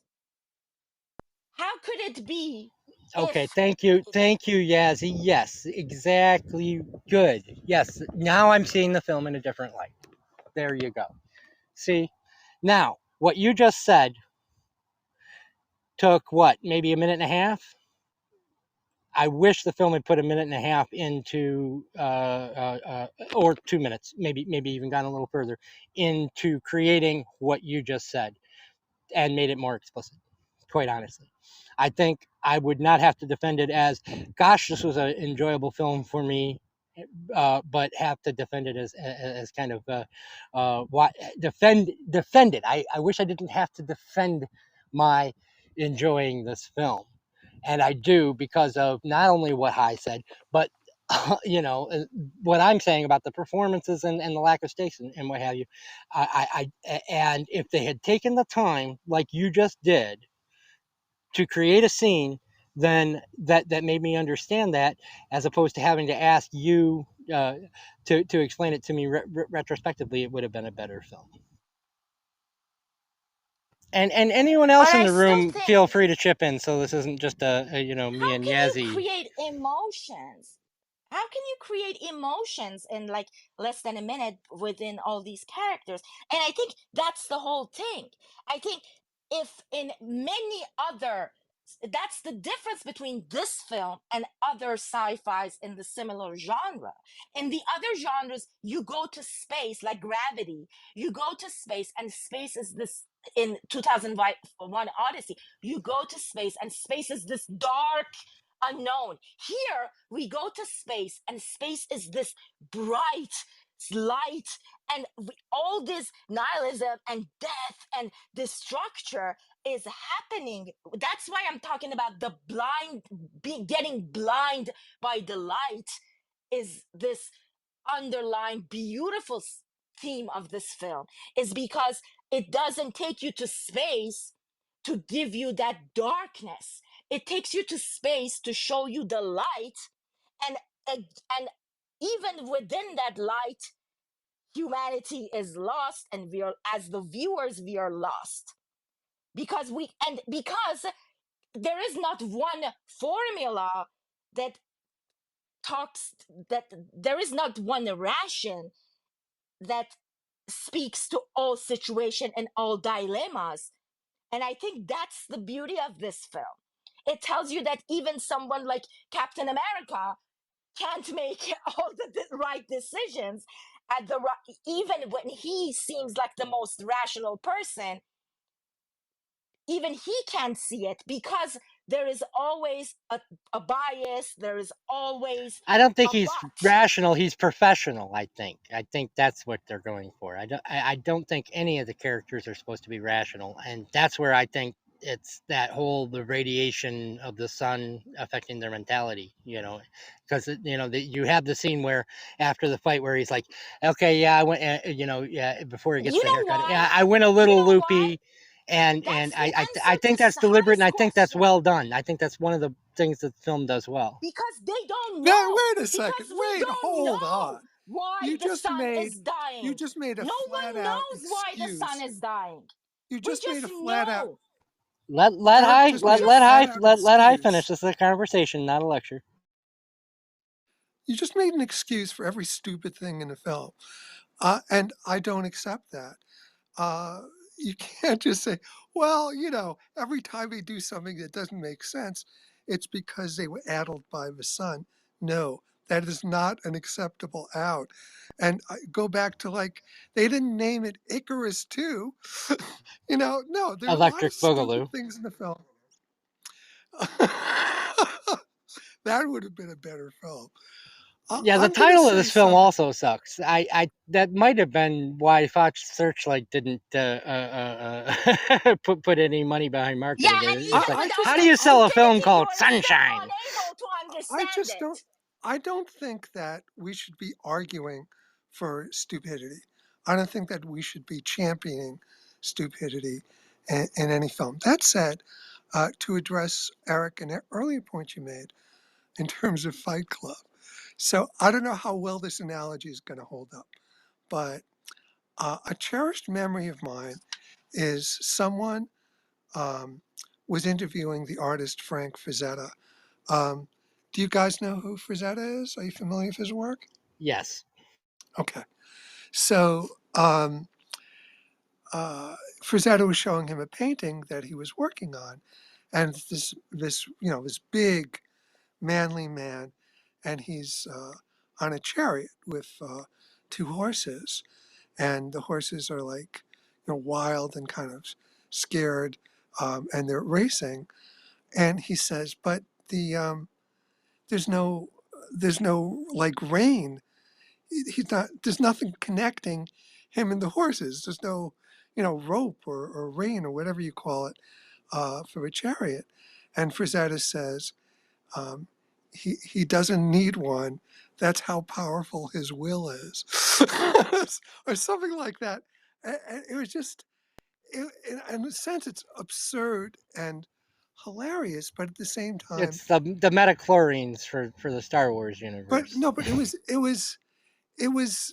was Frazetta understanding how his art works, because you can look at a Frazetta painting and be so taken by the power of it that you're willing to accept things that don't logically make sense, because within the context of a painting you just get this power from it, and it just works. Sometimes, despite all logic, it works.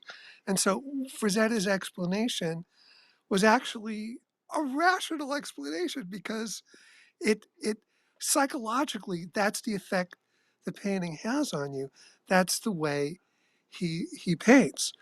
And so my when I watched Fight Club, I've only watched it once. When I watched Fight Club, I didn't notice any um, logic holes.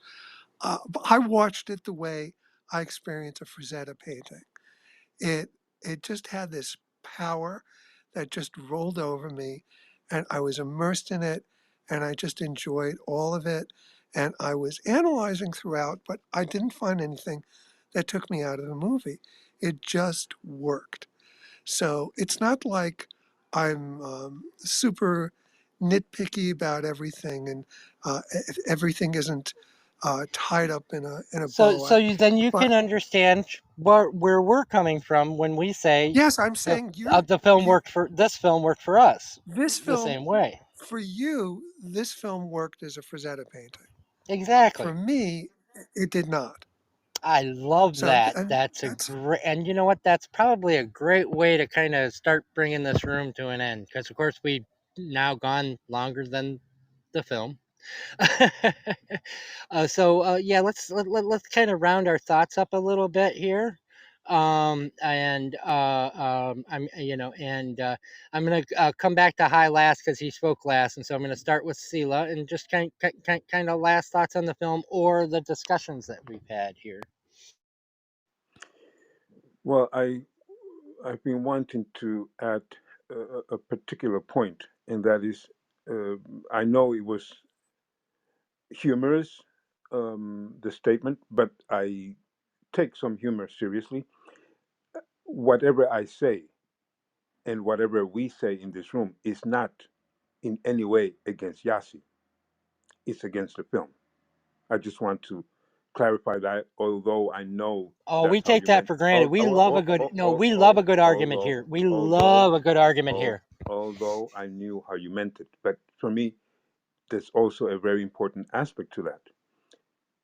I have been working in my head for a very long time in trying to grasp what is an artist trying to say. I can never know that. It doesn't matter how many conversations I might have had with David Bowie. It doesn't even matter if I would have slept with him. I would have never, ever been able to know exactly deep inside what he was intending to say on a bright, wide spectrum with any particular piece.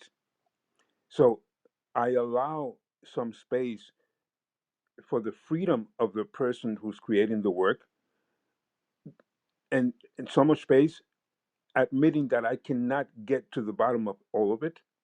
So I give some space to the screenwriter and the cinematographer and to the all the people working on it to say, okay, that's right.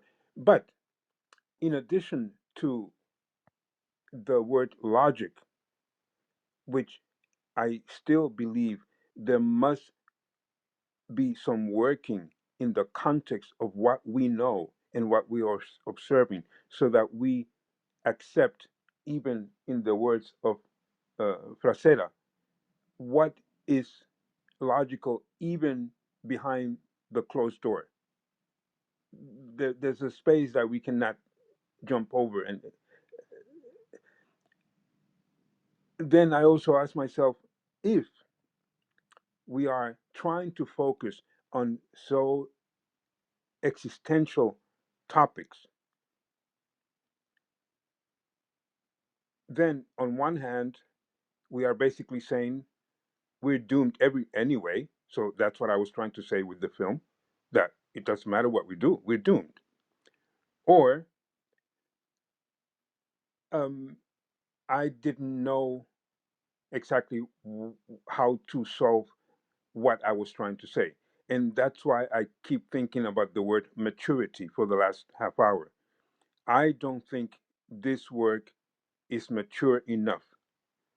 Yes, it's alluding to existentialism, it's alluding to what is important for the human race, but it's not knowing how to package it. It's not convincing me that when somebody offers me gold, is wrapped in some stupid looking plastic. And I'm not saying the film is stupid looking plastic, but as a film, as an artwork, and by the way, as soon as we start calling it B movie, we are putting it down. So there's no way around. Not Yazzie and I. That's a compliment to us. Eric, the term B means not good enough. Period. That's what it means. No. In cinematic aspect, it means low budget. It doesn't mean that it's bad. It means that it doesn't have the uh, same budget as the A-listers. That's what it means. Oh, okay, okay. B But movie anyway, was the second movie on a slot when they had double features, and I think calling this film a B movie is perfectly fine because had this been 1961 and this had come out, this would have been the second movie to like a I don't know, Sound of Music or whatever. I don't know what came out in 1961. So, by that definition, I think this is a B movie. And where High and I disagree is I think it's a good B movie. He thinks it's a bad B movie. I don't think it's a B movie. my one I'll just wrap it up because there are too many things $40 going on. million is not a small budget. Okay, in terms of budget, I know I'm probably using a very bad example or analogy, but some years ago, just a few decades ago, it was absolutely normal and common to present a double feature at the opera every single day. And that meant an opera and a ballet. That was the way it was done, period. There is no way that the ballet didn't have the highest quality. Both parts, I don't care. I'm just going by the way I understand certain language. When I look at the B side of a 45, I why should I put a bad quality song on the back side? I might put one that doesn't sell that much, but it has to be good. I must. That's the one point I'm trying to make. The one point I will finish with is if we are really trying to address a serious topic, which existentialism, it doesn't matter from which perspective, is a very important and serious and existential topic. Why do I spend so much time showing Dr. Sutherland trying to get, you know, in front of the sun?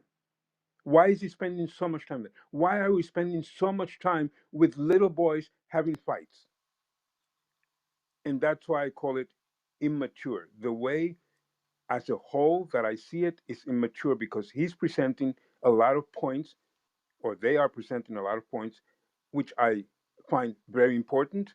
And even if I don't get the context in which they might be presenting them, they are important topics.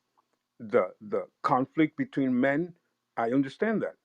But please give us some way of us saying, "Oh yes, yes, okay." But there are too many. To me, in certain ways, the maturity is lost because I find the important topics were presented with cheap plastic. Yeah, so it was too much Alex Garland and not enough Danny Boyle is to use Yazzy's metaphor. And thank you, Scylla. All right, Yazzie, you're next, and then we're going to end with highest point before I do programming notes.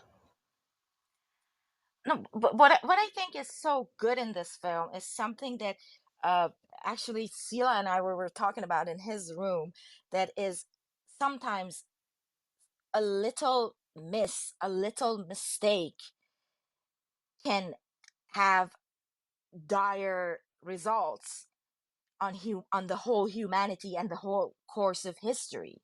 And I think what this movie does very well is having all these iconography, all this symbolism of the human history, of Mithraism, of Ra, of Sun, of Aztec calendar, of all those, of Zoroastrian, of all the past history, everything, all the small things you can find in this movie. And yes, you only saw the Icarus and find it lazy, but I like it. I can spend at least 30 minutes for you and describe the costumes, the spacesuit, because spacesuit is a Love the trope. gold spacesuit. The Sorry to the interrupt, but love the spacesuit is gold spacesuit. amazing, Beautiful, beautiful. beautiful gun, and and to the point, the lowest budget for, I put it on the chat, the lowest budget for a sci-fi movie, because we put the movies in genre, because exactly for this classification and this categorizing, the lowest budget for sci-fi is 70 million. So yeah, anyway, so so in that case 40 What are you million is talking about? considered. What does that mean? I put the article in the chat. You can go see. It's by the AFI and BFI. Both said it. It's in the chat. You can go see. I put it there. So yeah, based on AFI and BFI, budgeting and categorizing the movies. Well, It's there. and You the can go budget see. on this It's in film the, is so deceptive because there's not $40 million on screen. This was a $20 million film that Fox Searchlight tried to throw an extra $20 million into post production and CSI to try and save. That counts. Oh, it counts, absolutely. But okay, what I'm even saying, it's 40 what million. I'm There saying you is go. that So 40 million is still considered B. we're not actually seeing $40 million on screen. Yeah, we're seeing like $20 million and 20 million that was just completely wasted So because of how the production ran, and they just decided we're not putting any more goddamn money into your sun worshiping uh, film, Danny Boyle, and just edit what you've got and put it out. Which, to my so point, is what I enjoy about the film, is seeing how what they salvaged out of that. But yes, to High's point, um, uh, that it $40 million is enough to make a good comedy, but yeah, sci-fi films do tend to cost a lot more, or a good maybe slasher horror film. But yeah, generally, and I did pull up the article. I do see where Yazzy's coming from.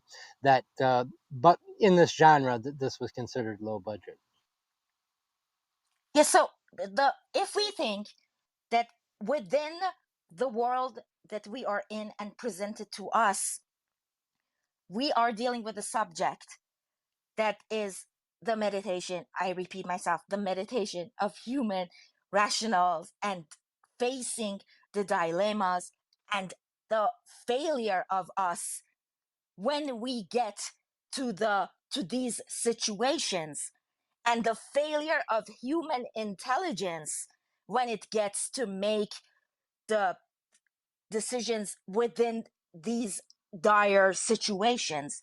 And what happens here is, it's it's like we are dealing with a hero that is not the common sense of hero to us, the hero that in our mind we accept as the hero. Our hero here is this falling, full of flaw man that is like the least favorite character, but they all vote that he is the one that we need to save. And I think this speaks to our daily life. We go vote for politicians, even though we all hate these politicians, but we put our fate in their hands, and they we put them in these dire situations to make decisions for us, because decision making is hard and it makes us stupid. So we make the face of that stupidity those people. And this is democracy at its highest. We vote and we choose people that we hate, and we make them to pick for us and make decisions for us. And I think that's the most important thing in this film. It tells us that how the tiniest decisions can create the biggest issues that humanity faces.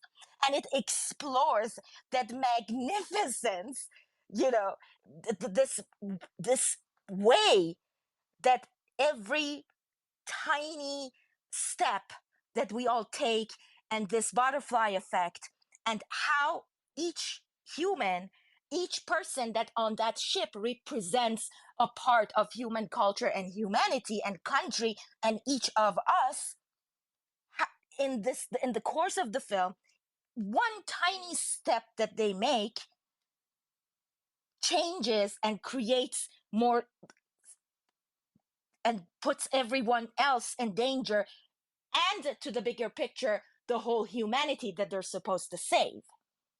So I think it's very subtle, it's very beautifully done in this film within the world of sci-fi. Couldn't have done better. And I just wanted to read that very tiny part from the H.P. Lovecraft, because I think this movie is very Lovecraftian, and it speaks to this anxiety and horror to facing the unknown, that I repeat, this dread of facing the unknown, this feel of unease, and the mental health, then this deterioration of mental health because of this feeling that we don't know about the future, about tomorrow, and it's present with us today and within this movie.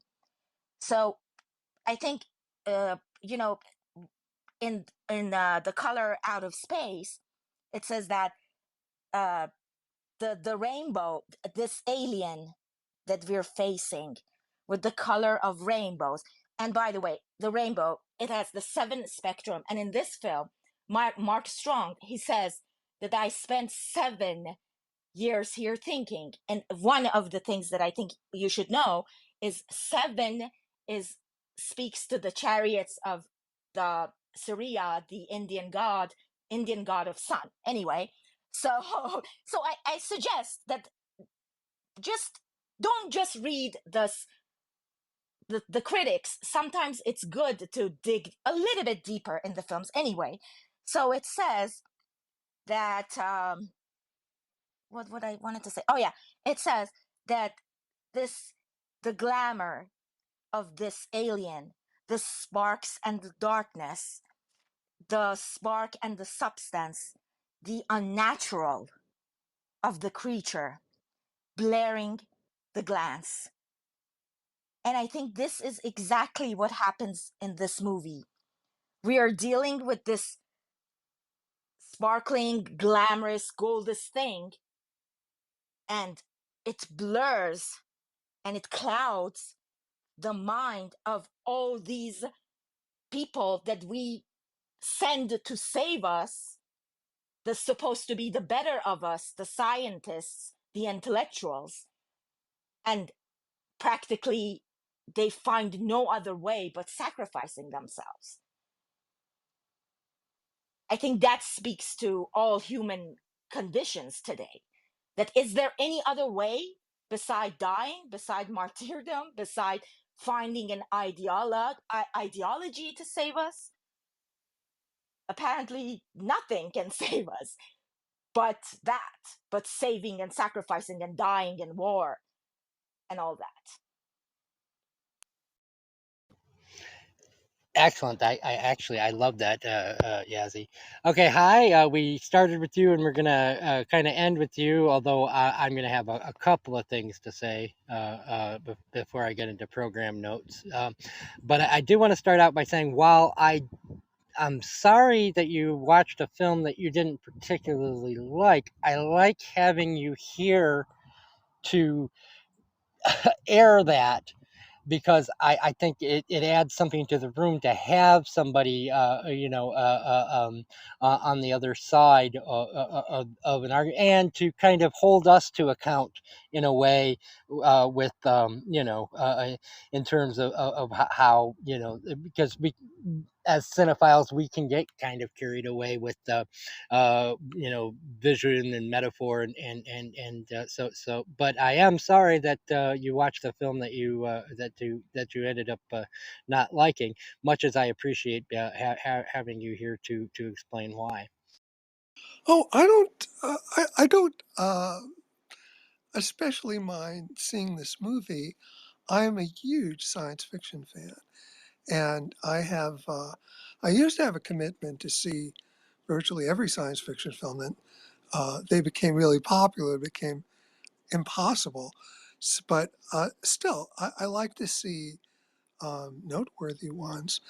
Um, and semi. This movie is interesting, if only by virtue of the cast and its use of the sun. Those two elements, alone, are enough justification for me to have seen it. So I don't have regrets about seeing it. Um, that said, I wonder if maybe there's a way of adjusting how films are selected when they're relatively obscure. So the next three films on the schedule are The Entertainer, Quadrophenia, and The Innocents. Those are all classics in their way. They're well known. Doesn't really need to be much discussion about them.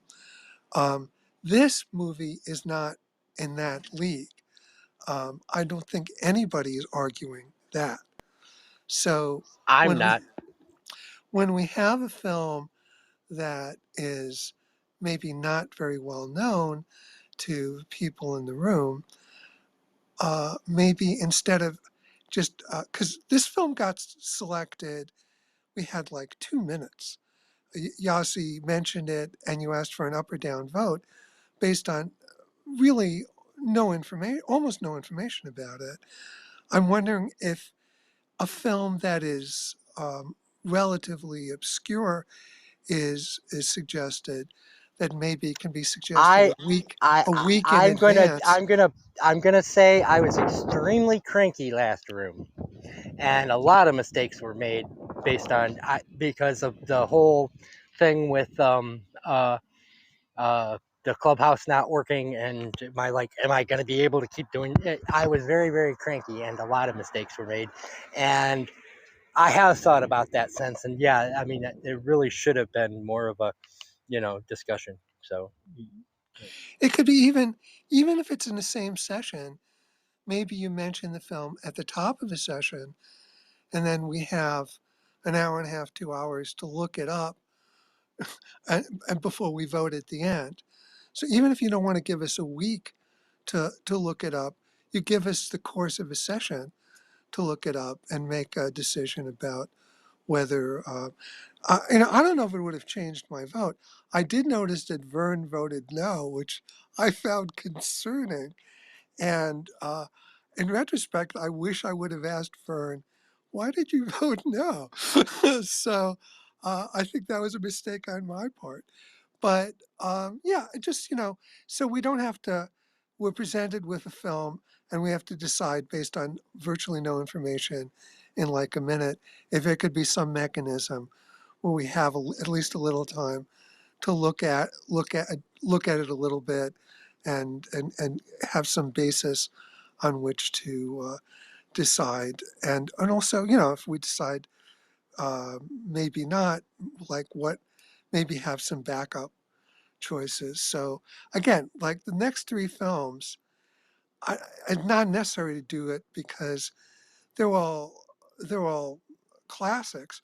I don't know. I've seen The Innocents. That's great. I watched the first 5 minutes of The Entertainer, and it's clearly created by geniuses.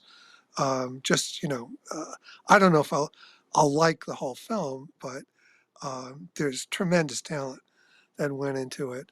Haven't seen Quadrophenia, but these are all very famous films. But when we're talking about something that isn't at that level, so that's my suggestion on a procedural Well, level. and I will take that into account, but I will also counter that I don't think we would have had a film like Lola in this room if we had used that logic. And I thought that was actually one of our better Well, rooms. I So, that's a basic lack of faith in the people in the room. I don't know that I would have voted for Lola yes, yeah, yes, if that's given the choice. exactly what it is. No, I'm joking. No, I like the idea of Lola, and I would have voted for it. I would not have voted for the documentary that was stuck with it. I still think, after all the explanation, that was a huge mistake. And also, we didn't vote for it. I still Well, I that's still because this is a dictatorship and not a democracy. No. We will have 1 month. We will do one film a month based on voting. But I am going to curate this based on the idea that films that should be seen. And to your point, I don't know if Sunshine would be on that list for me personally, but I turned curation over to somebody else, and to that person, my co-host, it was. And so, for that, I'm going to defend it. but you gave us the opportunity to vote. If you're just going to say, "Hey, the curator's choice this month is this," and show up or don't, it's your choice. And That's one thing. son forbid if we But if you're need going an to have, opportunity to but if you're compare. going to, but if you're going to have us vote, then have it a real vote.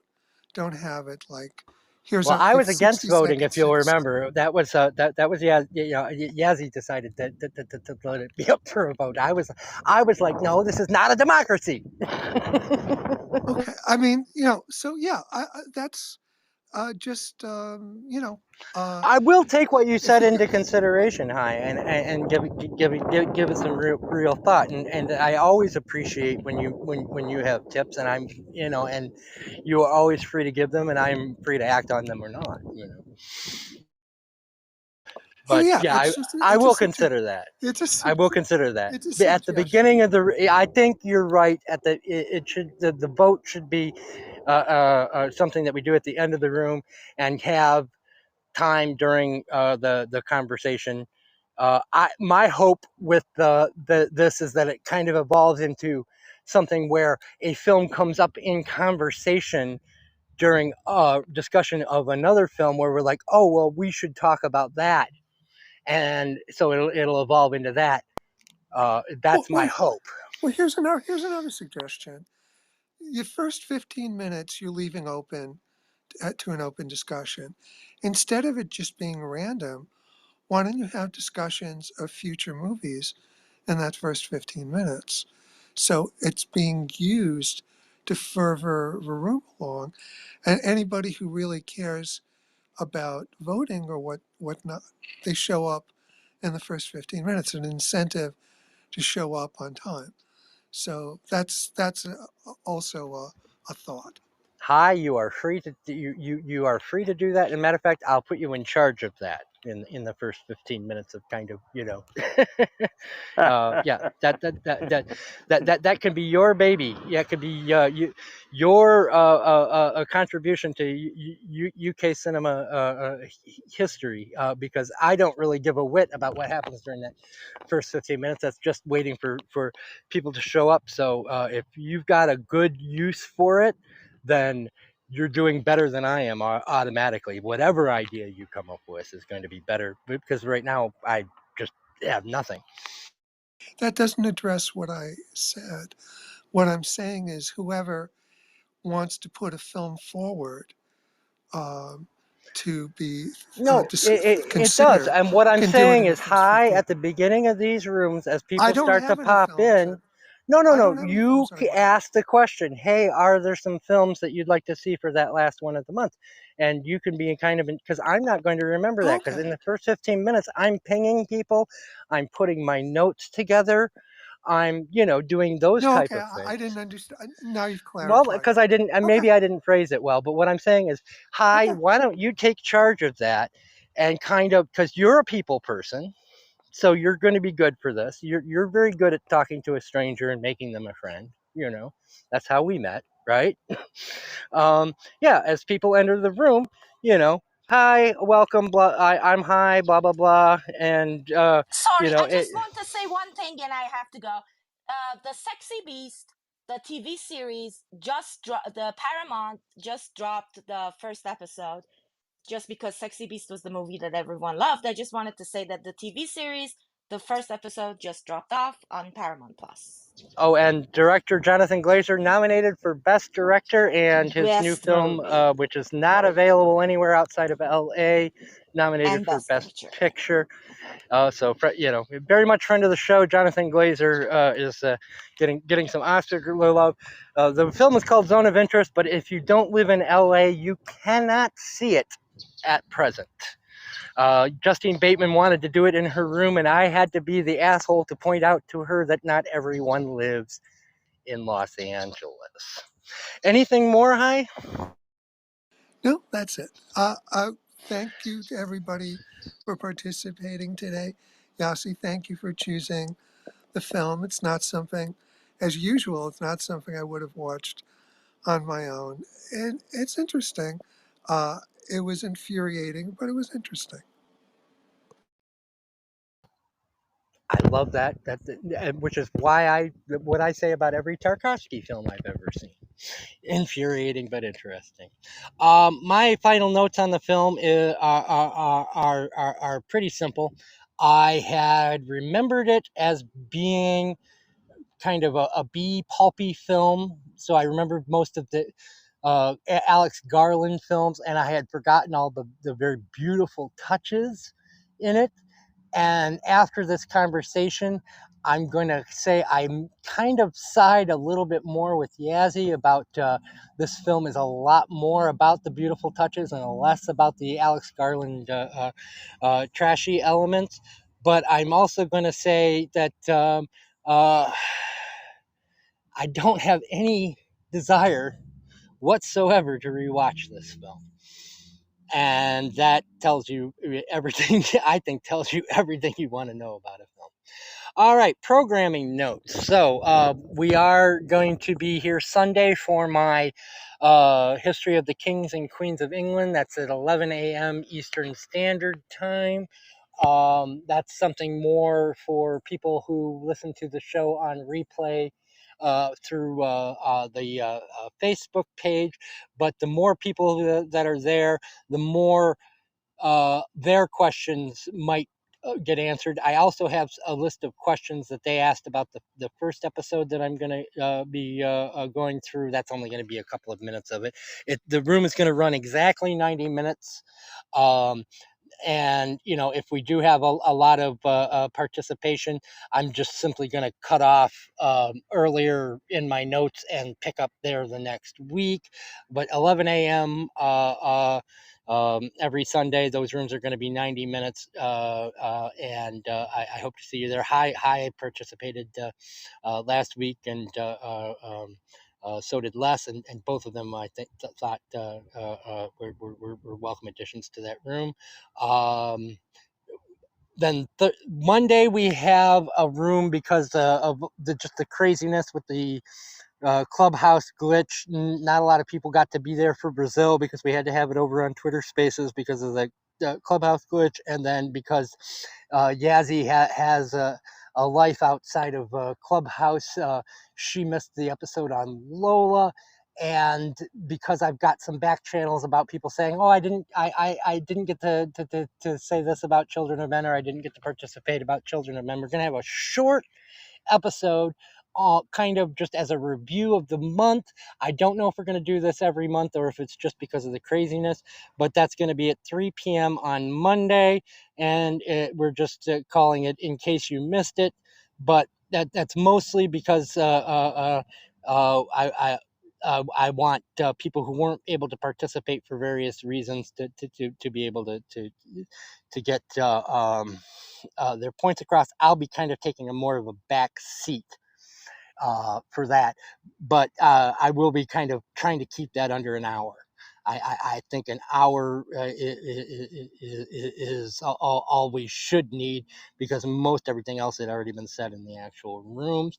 Then Thursday, as High pointed out, we will be doing Tony Richardson's The Entertainer, starring Laurence Olivier, which is, once a month we're going to be doing one of these films that came out of the what they call kitchen sink drama, and that's going to be this month. We're spacing them out because they are kind of depressing, and we don't want a situation like we had with Cecilia and Ingmar Bergman, where people are like, gosh, that's just a lot of existentialism all at once. We're trying to space it out.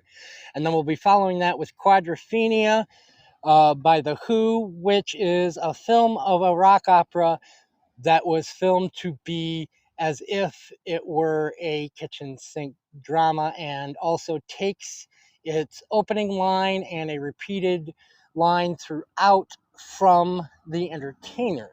So the two films will tie together. Other than that, the rest of our schedule is up. We're going to look at quite a few classics. High didn't mention we also have The Ruling Class with Peter O'Toole. That was the voted on film. Um, at the end, because we have 5 Thursdays in February, so that'll be the last Thursday in February, and then we're going to be opening March with David Lynch's The Elephant Man, which Sheila has already had a room on, and so I think that's excellent, because that's given people time to sharpen up their notes, and they'll have 2 different places to have discussed that film. Thanks for being here. Always appreciate it. Not the best room I've run, I think, but and I apologize. A lot of that is on my. I didn't refer to my notes as much as I normally do, and I don't think I place this film in British history the way that I normally do. But they can't all be winners. But I appreciate you being here, and I do think I had a quality conversation. So and I think you guys all did really, really well. And I feel like I dropped the ball a little bit, but I'm going to learn from this, and next week we're just going to be that much better. Thanks again. Have a great one.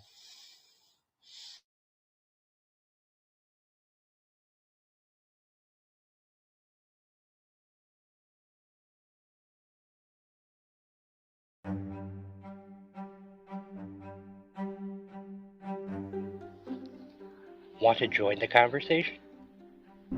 Every Thursday, we record on the Clubhouse app. Just follow the link in the episode description, and you can be a part of our panel.